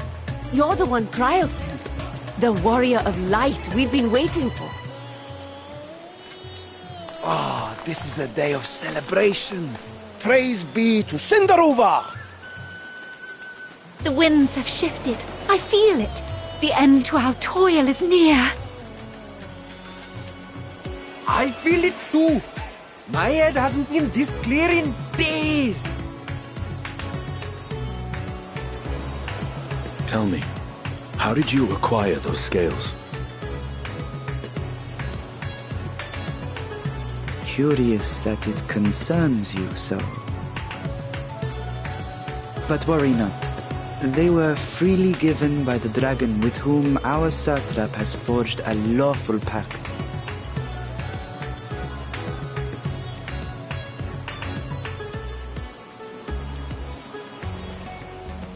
That is well. You must be quite familiar with Dragon King, yes? Is this their congealed blood I see on your weapon? Speaking of dragon blood, you yourself have been infused with it, have you not? I should like to draw a file or two, if so. Now, see here. Come along, come along. I must insist that you visit our laboratory. Cease your shoving, or so help me.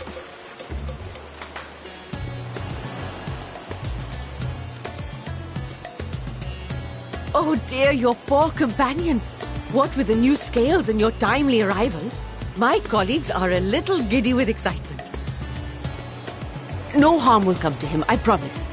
Meanwhile, shall we find a quiet place to talk?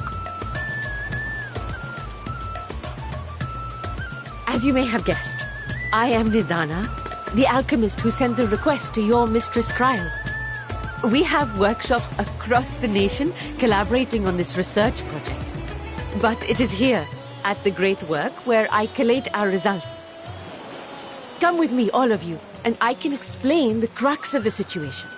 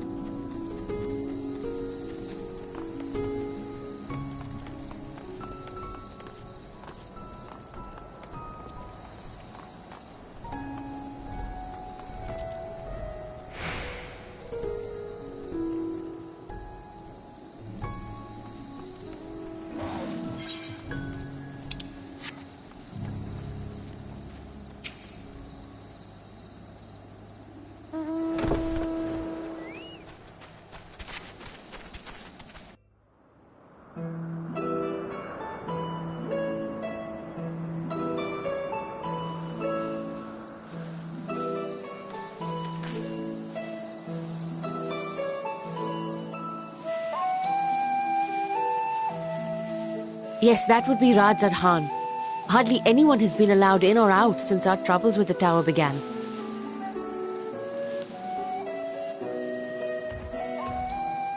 The faithful citizens huddle inside the city walls, and commerce has all but ground to a standstill.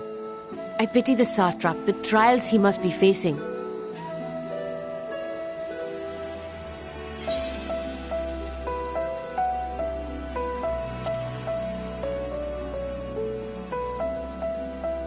Well, he is the most important person in Radzad Khan.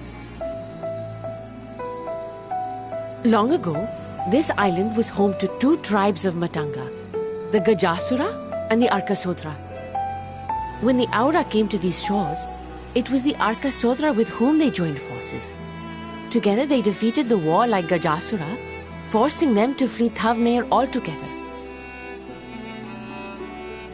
Peace and prosperity reigned for a time, until a clan of Hjor from the mainland decided they wanted the island for themselves. It was a direct ancestor of the present satrap who arbitrated that conflict and welded the warring factions into the nation we know today. And ever since, a member of that esteemed lineage has inherited this somewhat unique position. You see, by and large, the state is run by the people, but when problems arise, it is the satrap who mediates a solution. The stability provided by the satrap is what has allowed Radzad Khan to thrive all these years. And it was the satrap himself who entrusted us with this duty. We will not fail him, nor our countrymen.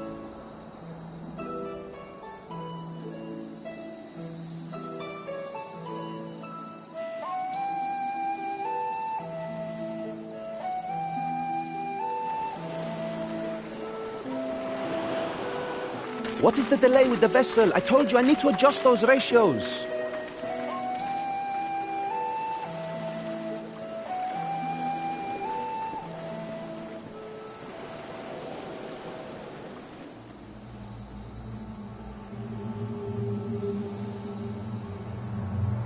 I come all this way to admire one of my splendid towers, and what do I find?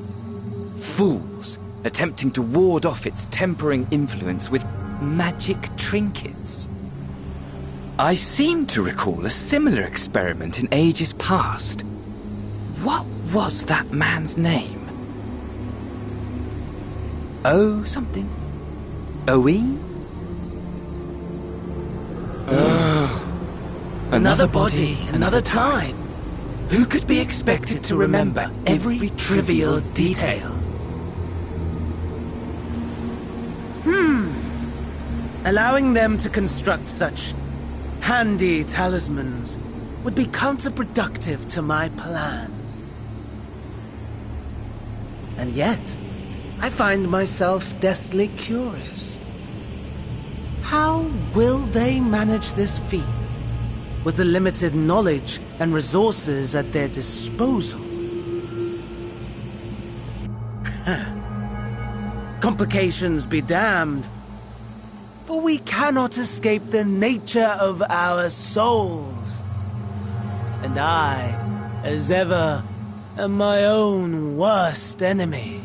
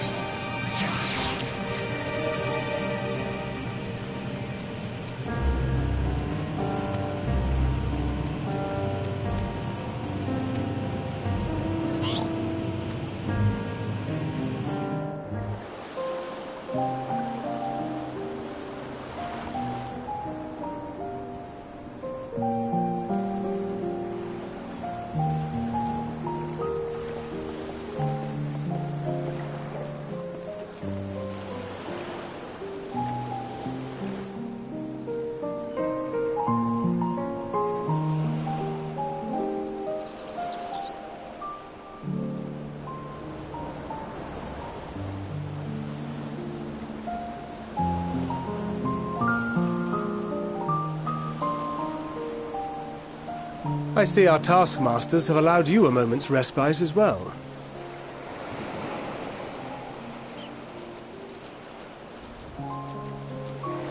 You have to hand it to these alchemists. They are determined to see this endeavor of theirs succeed. I've never been one for blind optimism, but I sincerely get the sense they're close to a breakthrough. They had better be, or all this effort was for naught. The peoples of Eorzea, of the Far East, of Thavner, children of this star united in common cause against a dire threat. Yet ere they succumbed to suicidal madness, were not the Telophoroi born of her body as were we? They who cling to life and the promise of the morrow's dawn, against they who desire death and an ending of their own orchestration. The victors of this war alone will hold the right to answer the question of existence, of its meaning, and its worth. Poetic and ominous to a fault. That said, if it's an existential debate in nature, then our arguments might not be as persuasive as you'd think.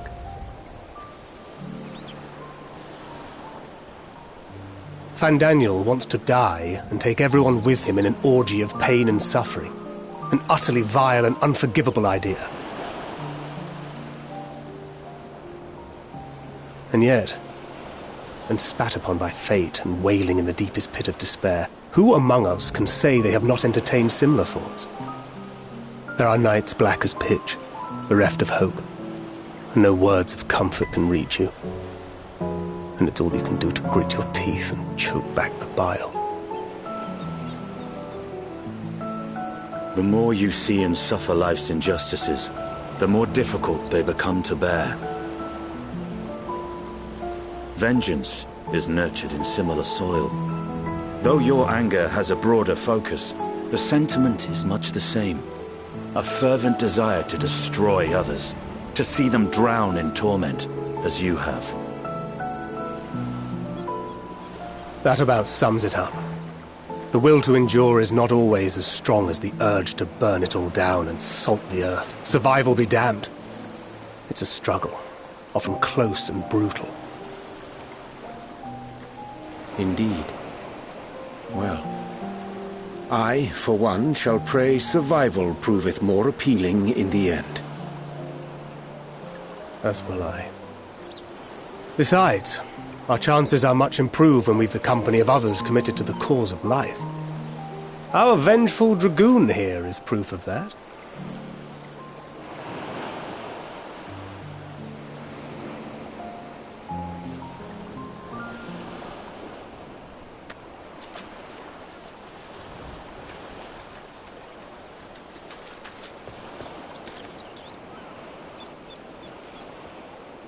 What is it? What did you see?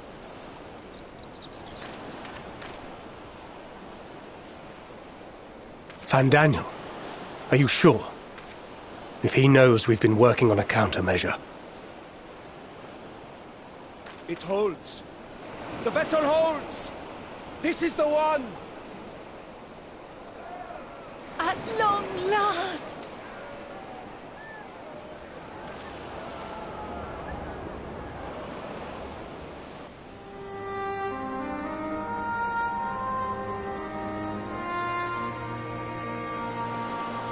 Look! We have finally created a talisman strong enough to withstand our experiments! We've named it a warding scale for the time being. With this in your possession, your soul should be completely shielded from corruptive ether. Afforded such protection, any one of us may approach the towers without fear. Thou hast mine admiration. 'Tis an invention of historical significance. I thank you for your kind words. But I would prefer you keep them unsaid until we test the talisman's efficacy in the field. It is for the next stage of our plan that we summoned you in the first place, to accompany me to the Tower of Zot. Should the scale prove effective, as I very much hope it will, then you'll have little to do. But should the effect be weaker than anticipated, I must ask that you restrain me, or knock me senseless.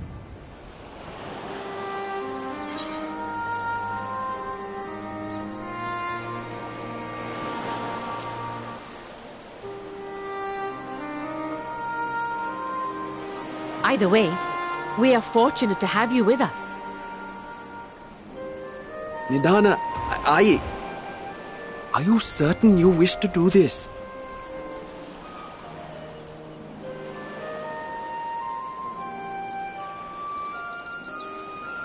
If others are to trust our creations, then we must have faith in them first. And as the senior researcher, it falls to me to lead by example.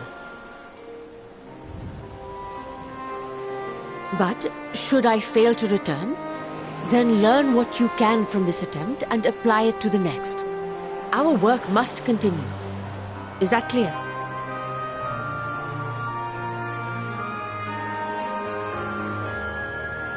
We'll keep an eye on the place while you're away. Assuming Fandaniel is lurking about, there's no telling what mischief he has in mind for us, or you. Be on your guard.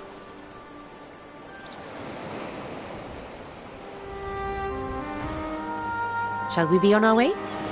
I'll have one of the soldiers at the hatchery prepare us a boat, and we can set out from the northern shore. I'll see you there.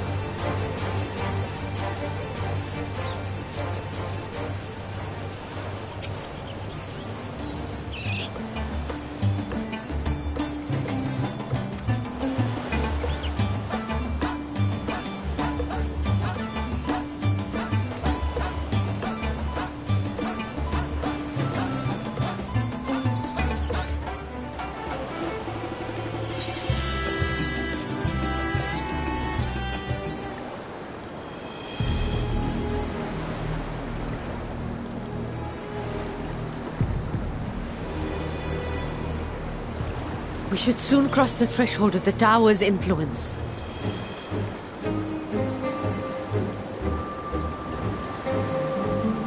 Any moment now.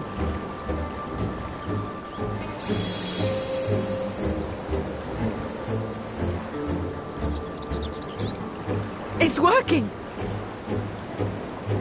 And you are still yourself? Then I'd like to see how it fares closer to the tower if we could.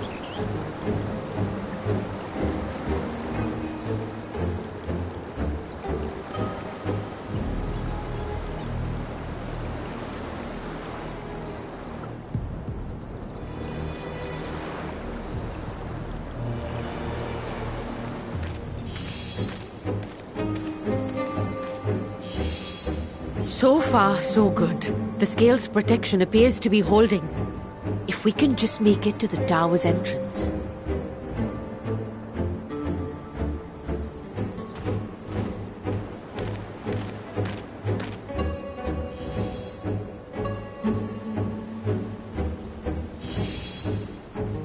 A few more steps.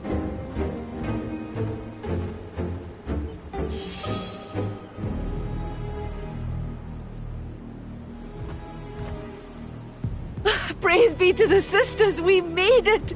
And the scale has proven itself to be everything we hoped it would be. Now we can focus on production. Once we've equipped and returned with an entire survey team, this menace will soon give up its secrets.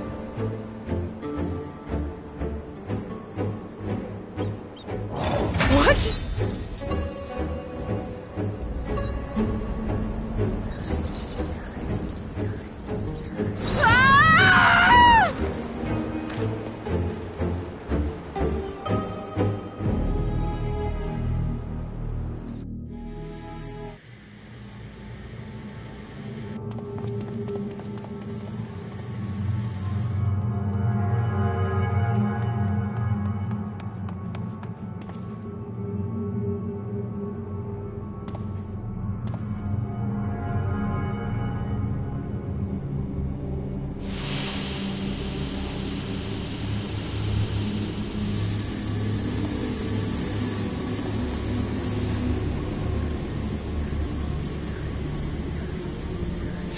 Let me go!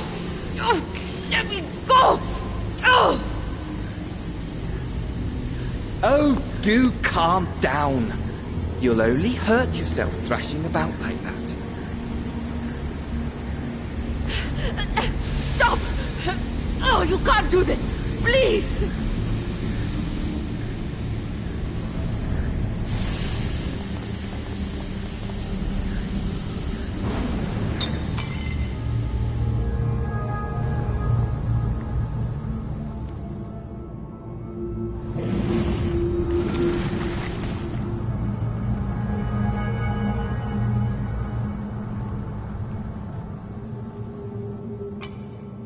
A little late for heroics, I'm afraid.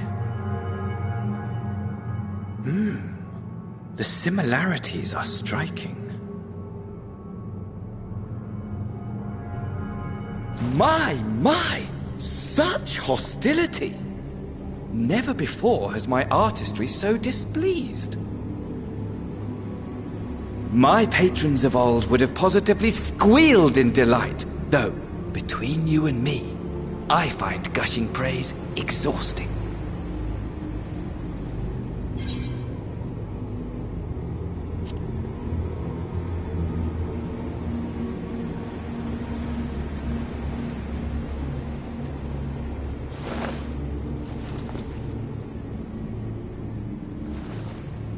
Allow me to tell you a story.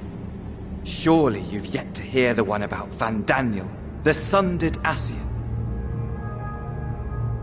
I inherited the position and the soul of the Van Daniel who sat on the convocation in the time of the final days, theoretically speaking.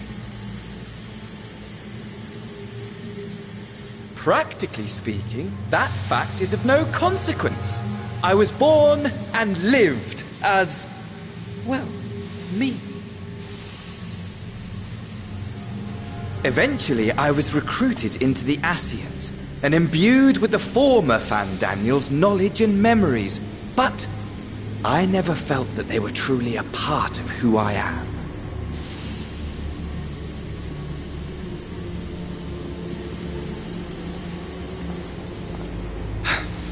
How to explain?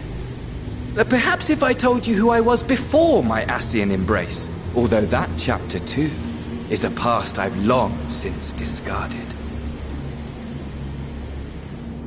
I have it on good authority you've poked your nose into an Allegan ruin or two. Yes? Then I expect you've heard of me. The old me.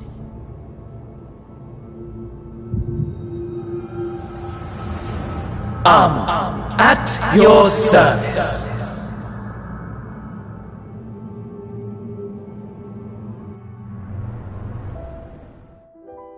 Imagine a nation of unbridled prosperity.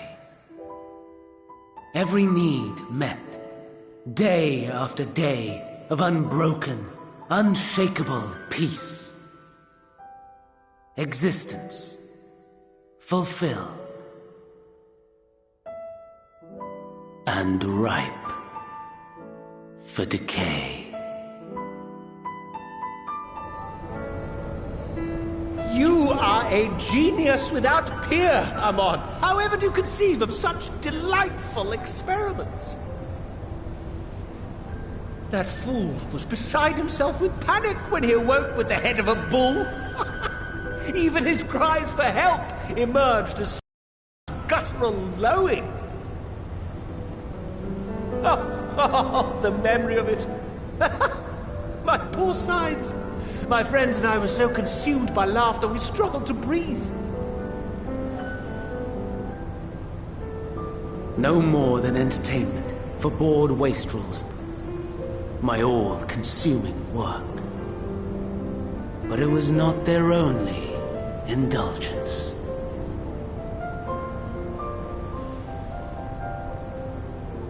For they were ever hungry for stimulation. Slaves to the slightest hint, and amusement was afoot.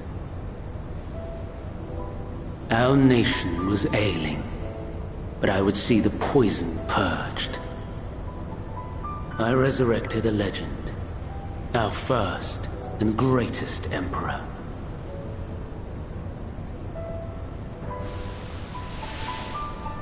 And just as I had planned, he set our wayward empire back on the path of conquest. An inexhaustible ambition carried us onwards, always onwards. Yet, he who delivered to us such glory was not to be satisfied.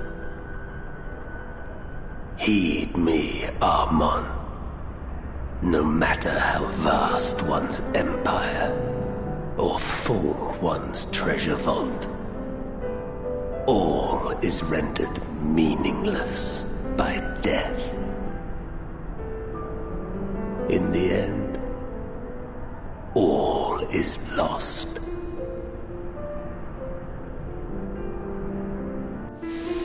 You know as well as I that the Emperor stands to lose this war, and so I have come to claim you. For while your methods leave something to be desired, we cannot deny the results of your work. And as fortune would have it, the seat of Fandaniel, your rightful seat, lies vacant and waiting. Take your place amongst your peers, rather than die a pointless death amidst the ashes of your doomed nation. Send one of your clones to the Crystal Tower that you might see for yourself. See what lies ahead.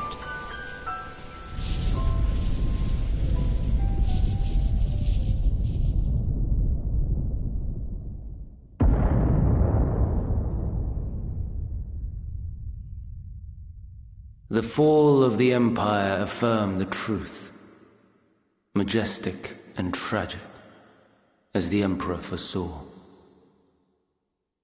Scheme as you like, build as you will, nothing endures. What is life but a brief jaunt ending in emptiness?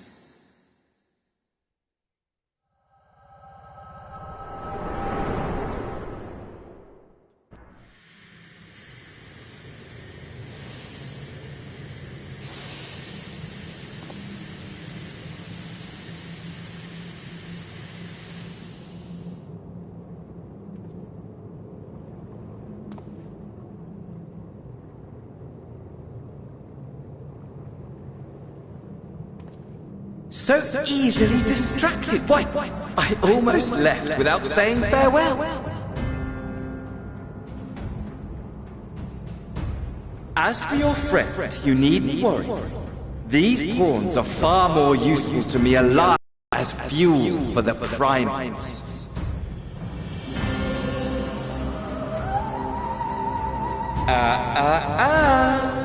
If you attempt to pull them free, they will die. So, enjoy tackling that conundrum with your comrades.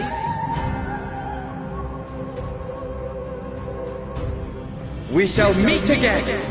Not in one of these mine spires, oh no, but somewhere more suitably grandiose. Your favorite playmate is ever so eager to see.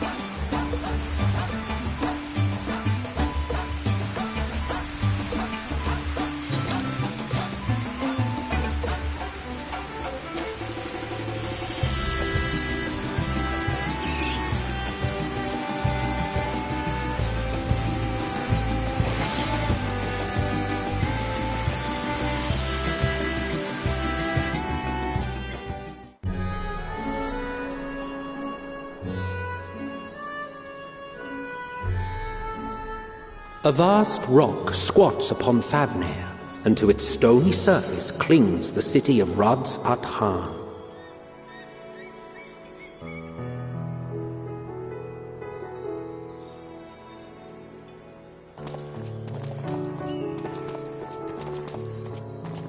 Ye who enter here are subject to the scrutiny of gods, the gate's most watchful eye.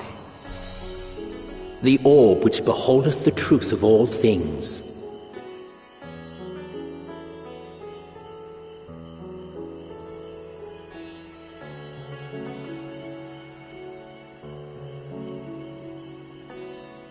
Pass beneath its hot and piercing gaze, bearing down like a second midday sun.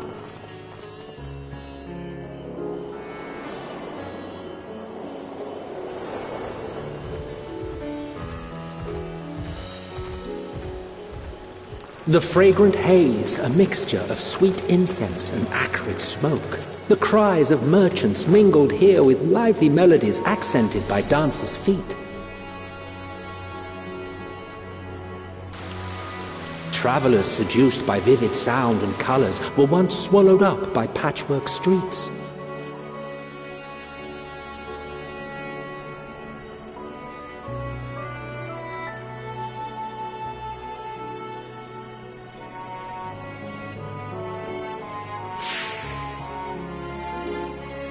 But no such scenes to savor now. To what somber present does that divine eye bear witness?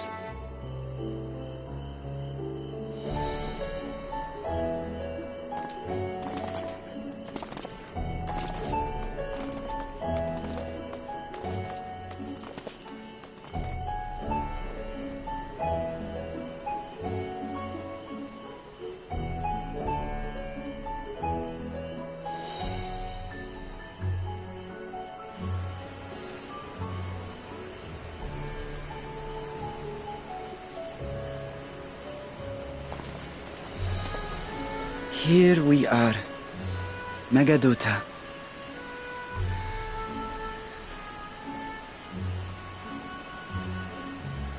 It seems a shame to bring you here directly. Under normal circumstances, it would have been my pleasure to show you the sights. And it would have been our pleasure to see them. Alas, it seems our tour of the city will have to wait. I'm afraid so. Come, we should head inside.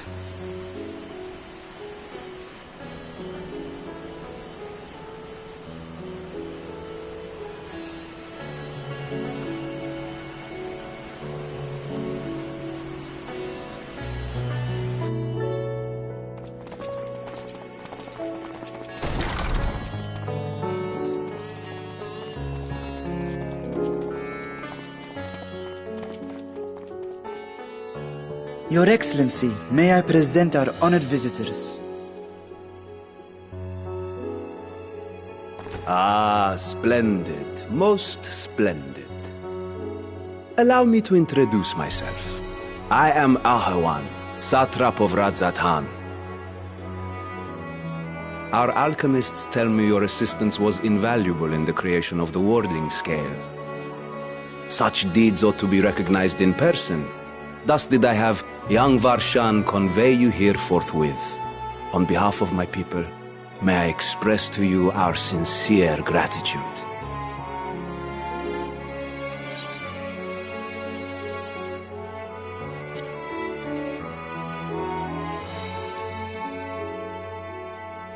A regrettable incident indeed. Her colleagues insist that we honor her wishes and trust in the talisman, that it will be instrumental in saving Nidana and the others. I am eager to hear your opinion on the matter, so let us not stand on ceremony. Come, sit. I think not. This charade has gone on long enough. Show yourself. Forgive me, but were you expecting musicians, perhaps? There are no performers waiting in the wings at present, but arrangements could be made if you'd prefer. Nay, he hath the right of it. The time for artifice is past. Raise the curtain. As you wish.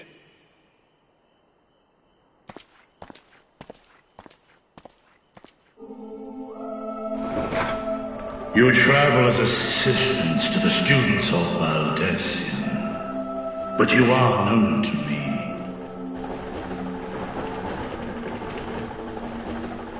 Even here have we heard of the scions of the Seventh Dawn.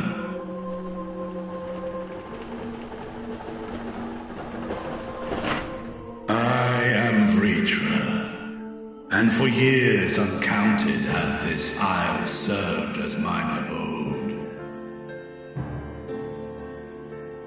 Vritra, of the First Brood, sibling to Hraesvelga and Nidhogg. Aye, mine elder brothers, of Midgard Sorma's spawn. I was last to hatch. Well, isn't this a surprise? We were told Radzat Han had an alliance with a dragon. Not that a great worm sat in the satrap's own hall. A necessary subterfuge, as the true tale of our nation history illustrates most effectively. In the beginning, the rock upon which our city is built was home to Vitra, and Vitra alone. In time, the ancestors of the Matanga came to the island and established a foothold. But never did they dare disturb the worm's lair. Next to arrive were the Aura. Adopting the example of their Akasodra allies, they too treated Vitra with reverence and respect. And for many years, an understanding between our forefathers and the Great Worm endured. Until marauding heroes from the mainland came, threatening to shatter our peace and tranquility. When it seemed all would be drowned in blood, Vitra himself came forth and quelled the rising conflict. A peaceful accord was reached, and oaths sworn in Vitra's name. Thus began the dragon's governance of the fledgling state, which was to grow into Radzat Han. But if Vritra is still here, then your position as satrap is just... a charade, yes. And one which my family has performed faithfully for generations. Many envy the Great Worms their power. Were it known that I ruled here, then the fires of war would burn without end. I would not be the flame which consumeth my people. Those few who join me in laying our country's foundations were, perforce, sworn to secrecy. Your eye. It was taken.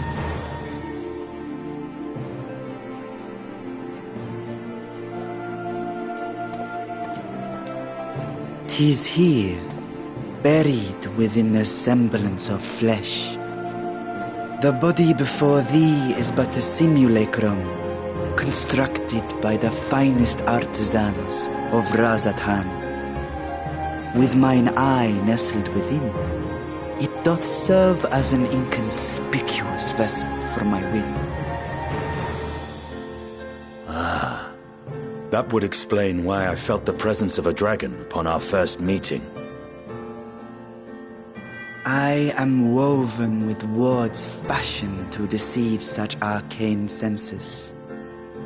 Though 'twas short-lived, it seemeth thy fusion with my brother hath left thee much altered, Estinian warm blood.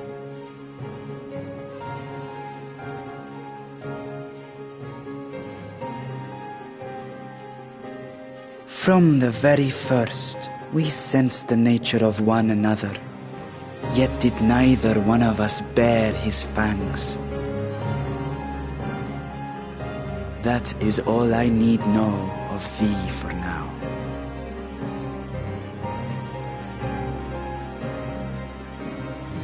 With my secret thus revealed, I have for you a proposal. Not as a worm of the first brood, but as the ruler of Radz. With all haste must we take in hand the finished talismans and breach this foul spire. Thence, should it lay within our power, dispel its wicked influence. Yet even with the assurance of the warding scales, the narrow confines of the tower doth limit the size of our force. And thus denied strength in numbers, thou must choose thy soldiers with care. Just so. Yet though our radiant host is formidable, I see a sure path before me. Thou and thy comrades have contended with a multitude of primal beings. Most recently, thou didst cast down false gods in Padalthan and Cartanau, I am told. 'Tis upon that strength I would call. The Scions have proven themselves the most capable, and I ask that you serve as the tip of our spear. Talismans would, of course, be provided for each of thy companions. And should you agree to this undertaking, more will be provided to make use of as you see fit. There's no denying it's a dangerous proposition, but the rewards may far outweigh the risk. Just think of what we might accomplish if we could equip all our allies with warding scales. I worry, however, that even the four of us may be too few for what you have in mind. Might we regroup with our friends first to discuss the matter? 'Tis no trifling task that I have laid before you. Go. Steel your hearts and hone your plans. Such time as you require shall be spent in crafting your protective charms. It seems a quick trip back to Sharlayan is in order.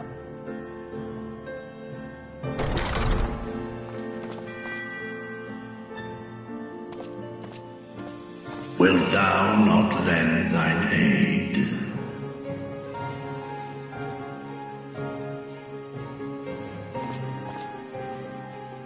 Whether your request be made as a great worm or the ruler of Radz at Han, I see no reason to refuse, nor will I.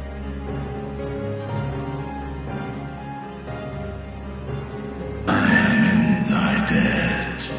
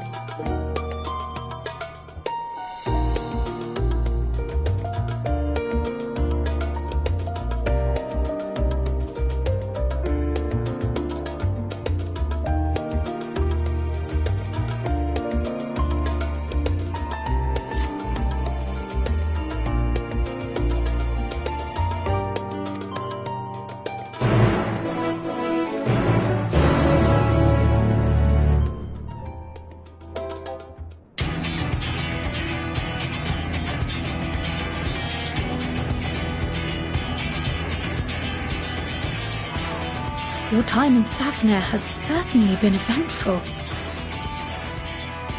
In my opinion, carrying out Vitra's request and assaulting the Tower of Zot should be our highest priority. I agree. While I still have questions concerning the Forum and their grand undertaking, we have all but exhausted our avenues of investigation. Simply pressing them any harder on the subject will almost certainly result in our expulsion. Therefore, I suggest we explore the ethereal sea connection by way of a letter to Master Matoya, then make our way to Thavner. I wonder, even with the protection these talismans afford us, what can we hope to achieve once inside the tower? According to Orenvold and Frodola's report, they were unable to free the Emolja. Worse, their attempts triggered the tower's defenses, which led to a summoning of Luna Afrit.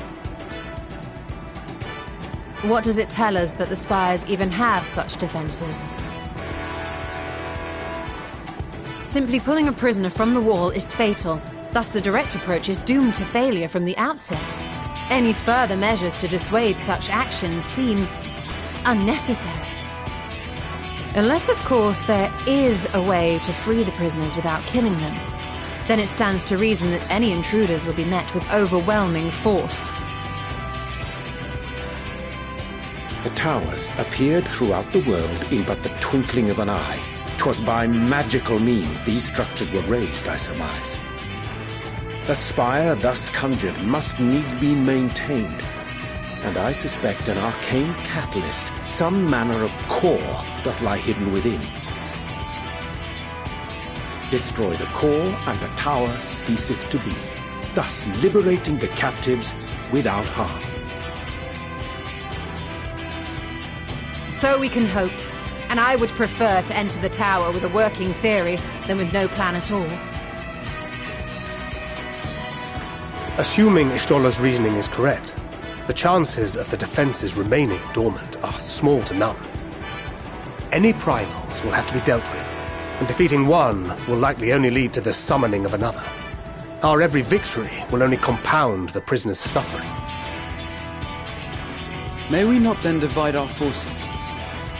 Those proficient in healing will focus on sustaining the captives. That duty can be covered by Urianger, Cryon, Yostola, and myself. The remaining scions will proceed with the search for the core. Admittedly, this strategy puts both parties at greater risk, but it should bolster our chances of saving the Archosaurus by a considerable margin.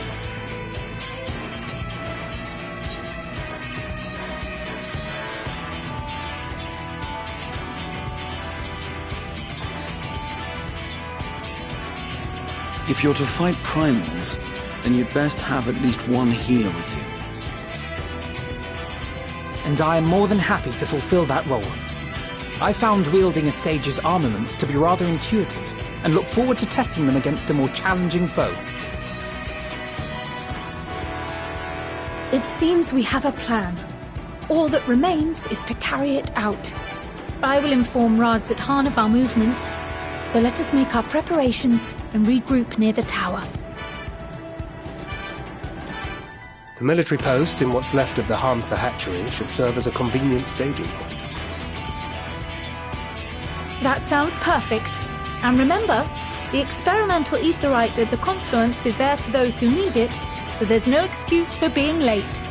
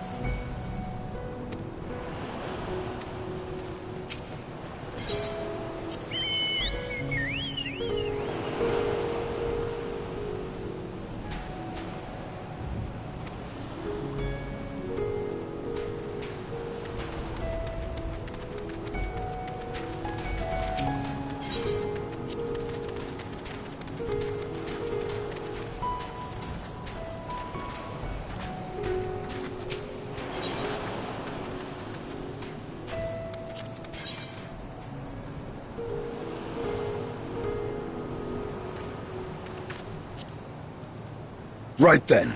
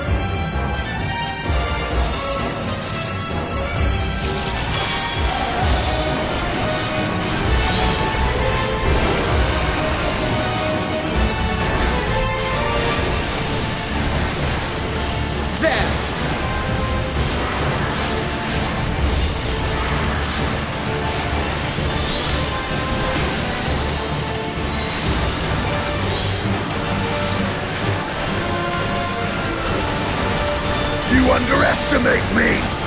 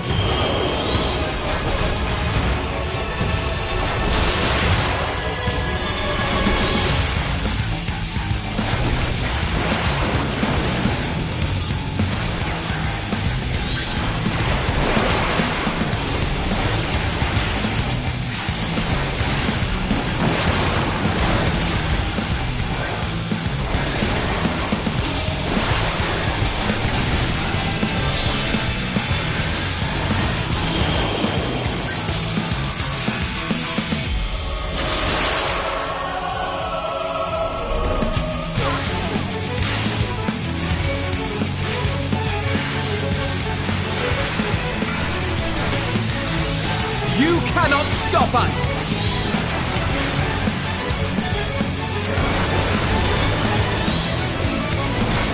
My turn!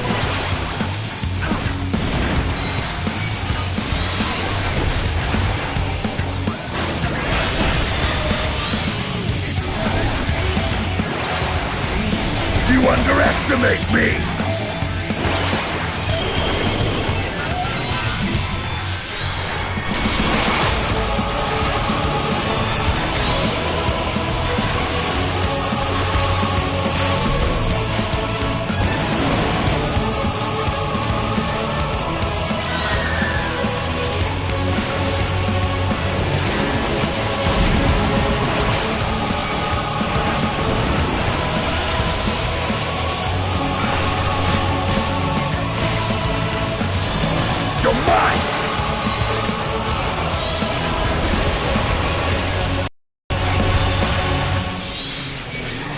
This will hurt.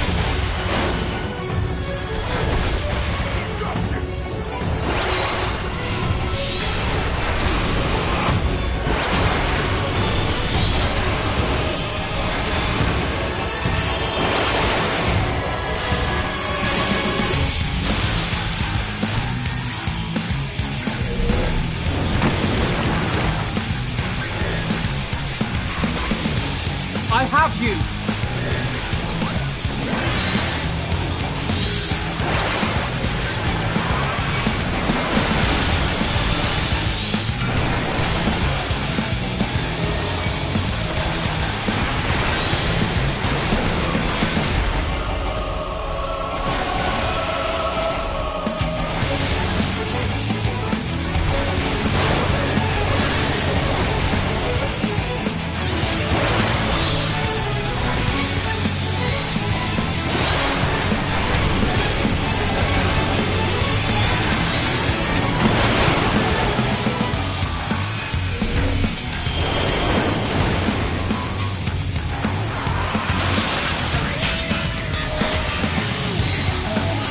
You're mine!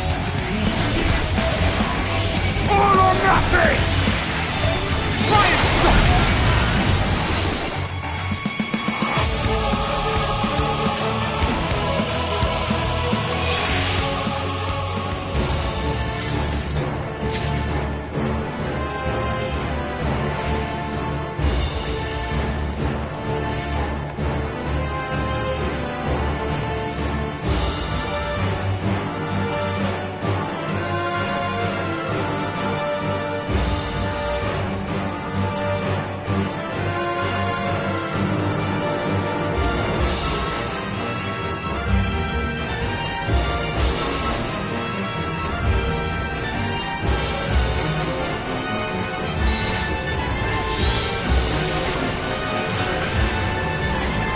You're mine! This will hurt.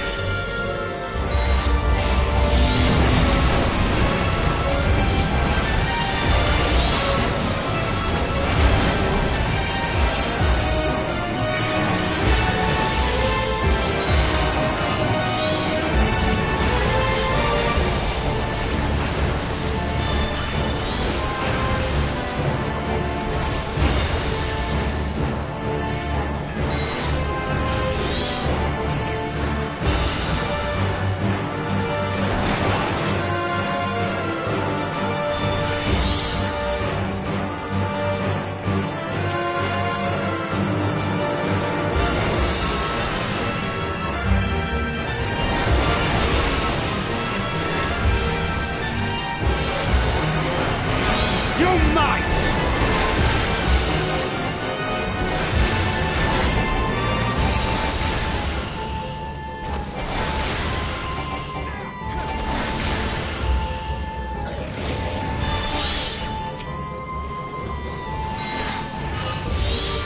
You underestimate me!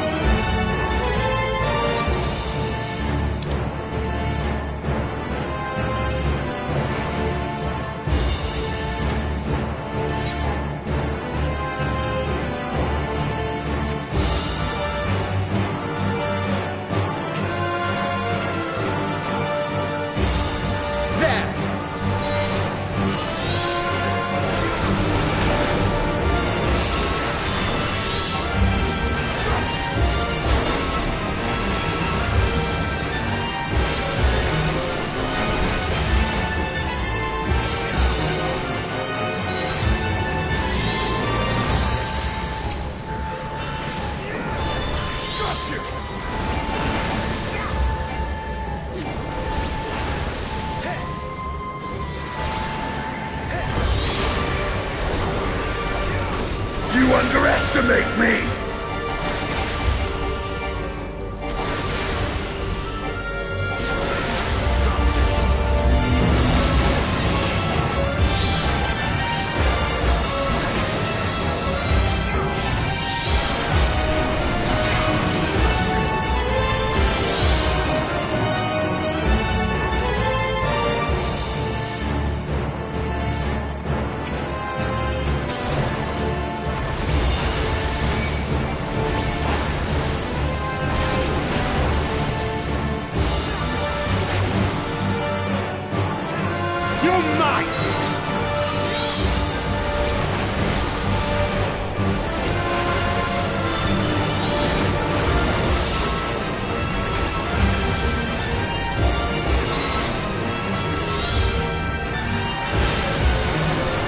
You underestimate me!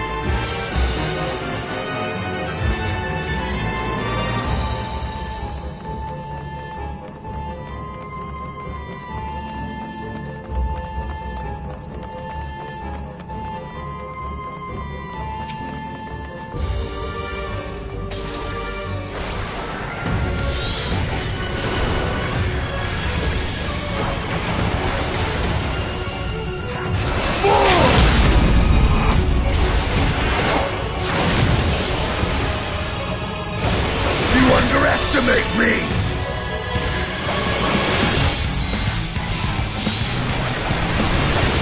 You're mine!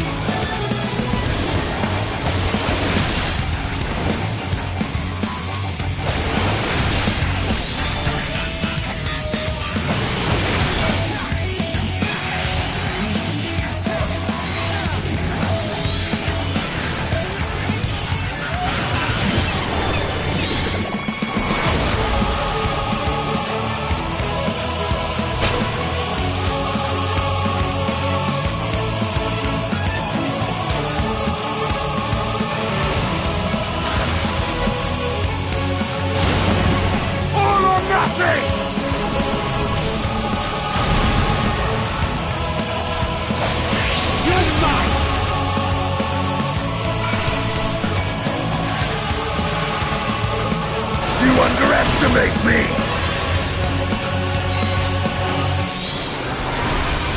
My turn!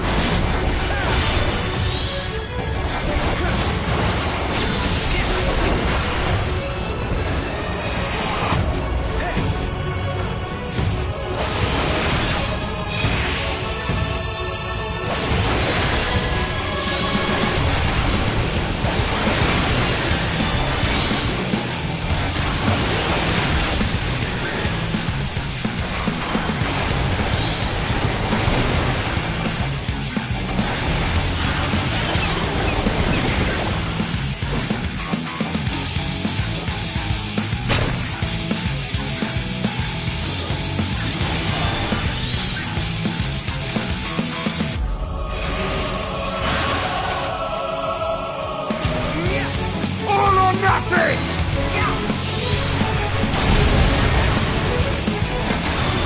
Try and stop me!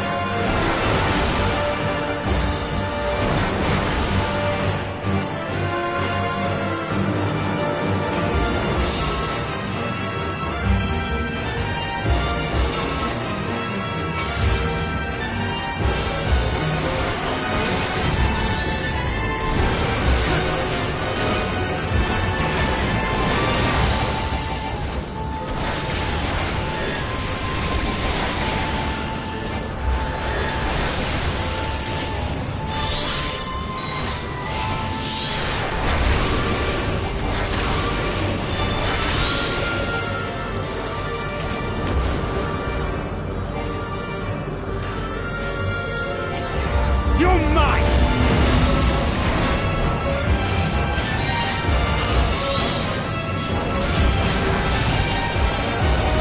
You're mine!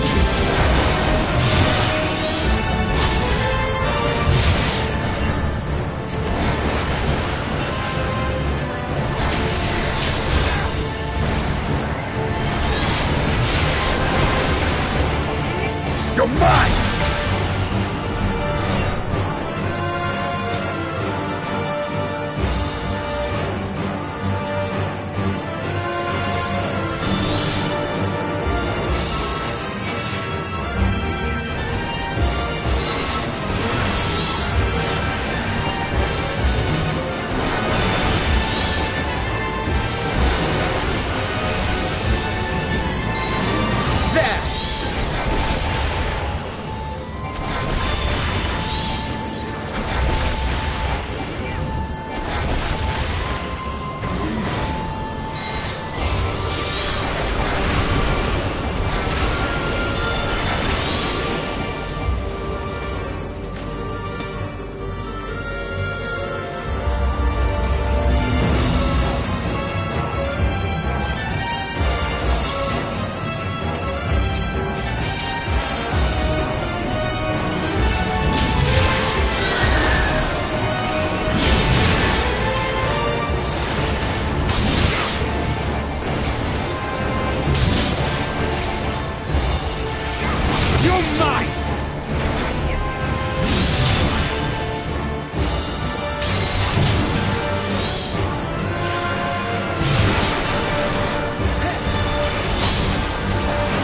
You underestimate me!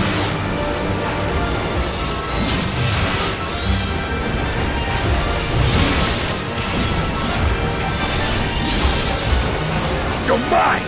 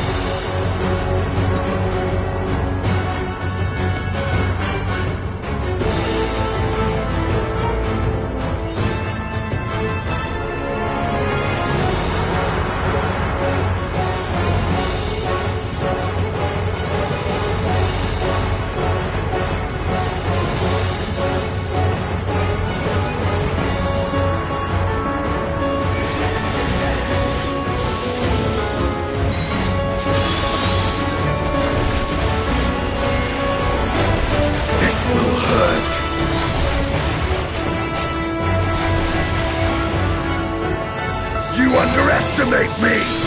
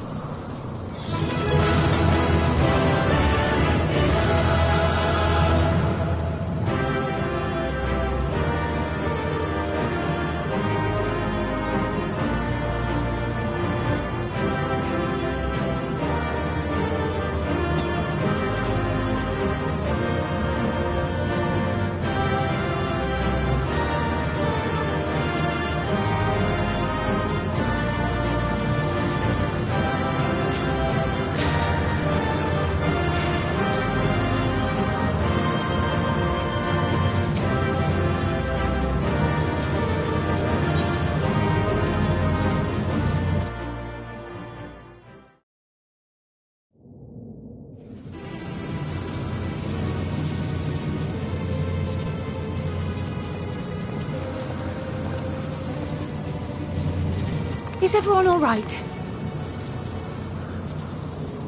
We fortified the captives with what magics we could. Have the defenses been disabled? All appears quiet for the moment. The lower floors were disturbing enough, but this place feels wrong. The ether is heavy and thick, like wading through a quagmire.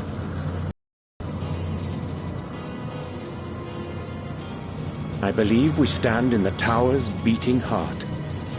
What sayest thou, Stola? I see it. Ether siphoned from the land runs up through the spire, flowing to a single point. This is the core we seek. Yet something is off. As large as this structure is, it siphons far more ether than is required to sustain it. 'Tis as if the core is feeding on the energy, consuming it. I need to take a closer look.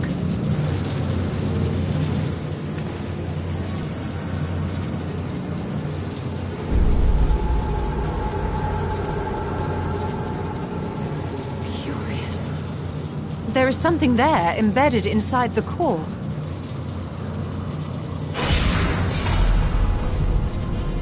A man's limb. This is what we came to destroy? Yes, if you would be so kind.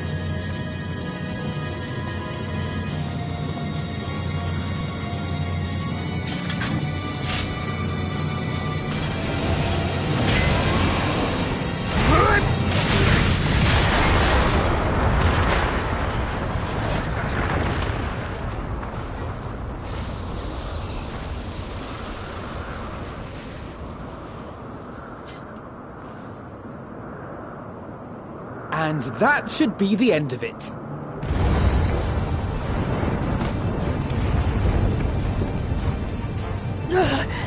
What now? My theory that the tower might come crashing down following the core's destruction doth appear to be correct. Bully for you! And how are we supposed to survive the fall?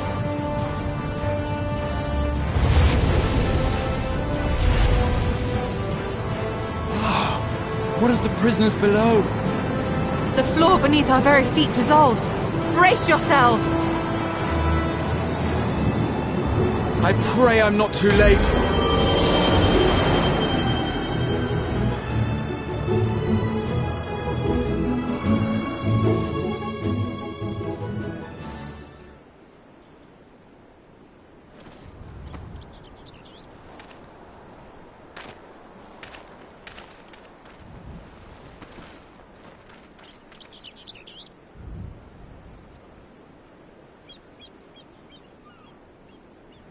Oh, what happened?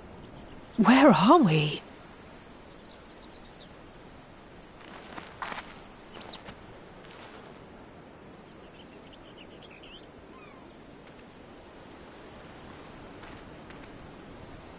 By my reckoning, we're still on the island where the tower stood. But 'tis as if it never existed.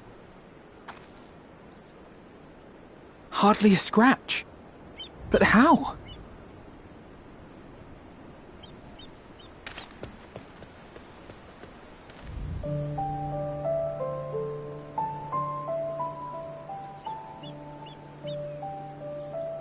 Graha wove a levitation spell at the last moment.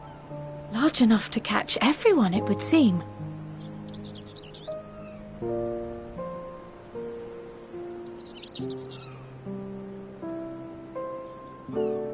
That explains the lack of obvious injuries.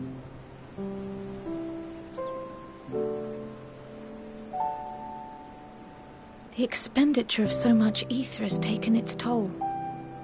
He will need plenty of rest, but should otherwise be none the worse for wear.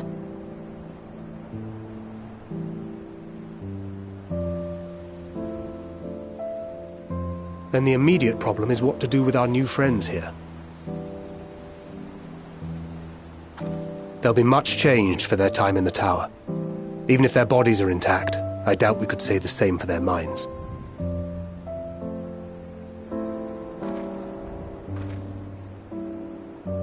Angelo and I will take care of that. I have every faith in you, Alize, but there are just too many for you to treat alone.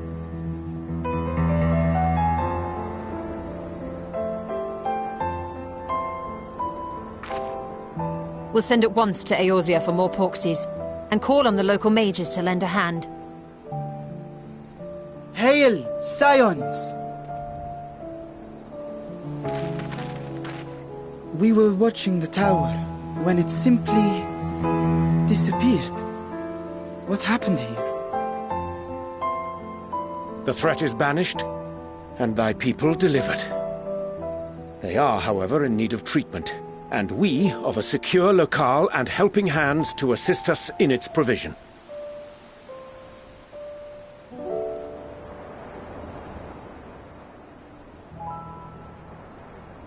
You shall have all this and more. Come, let us convey these unfortunate souls to the city.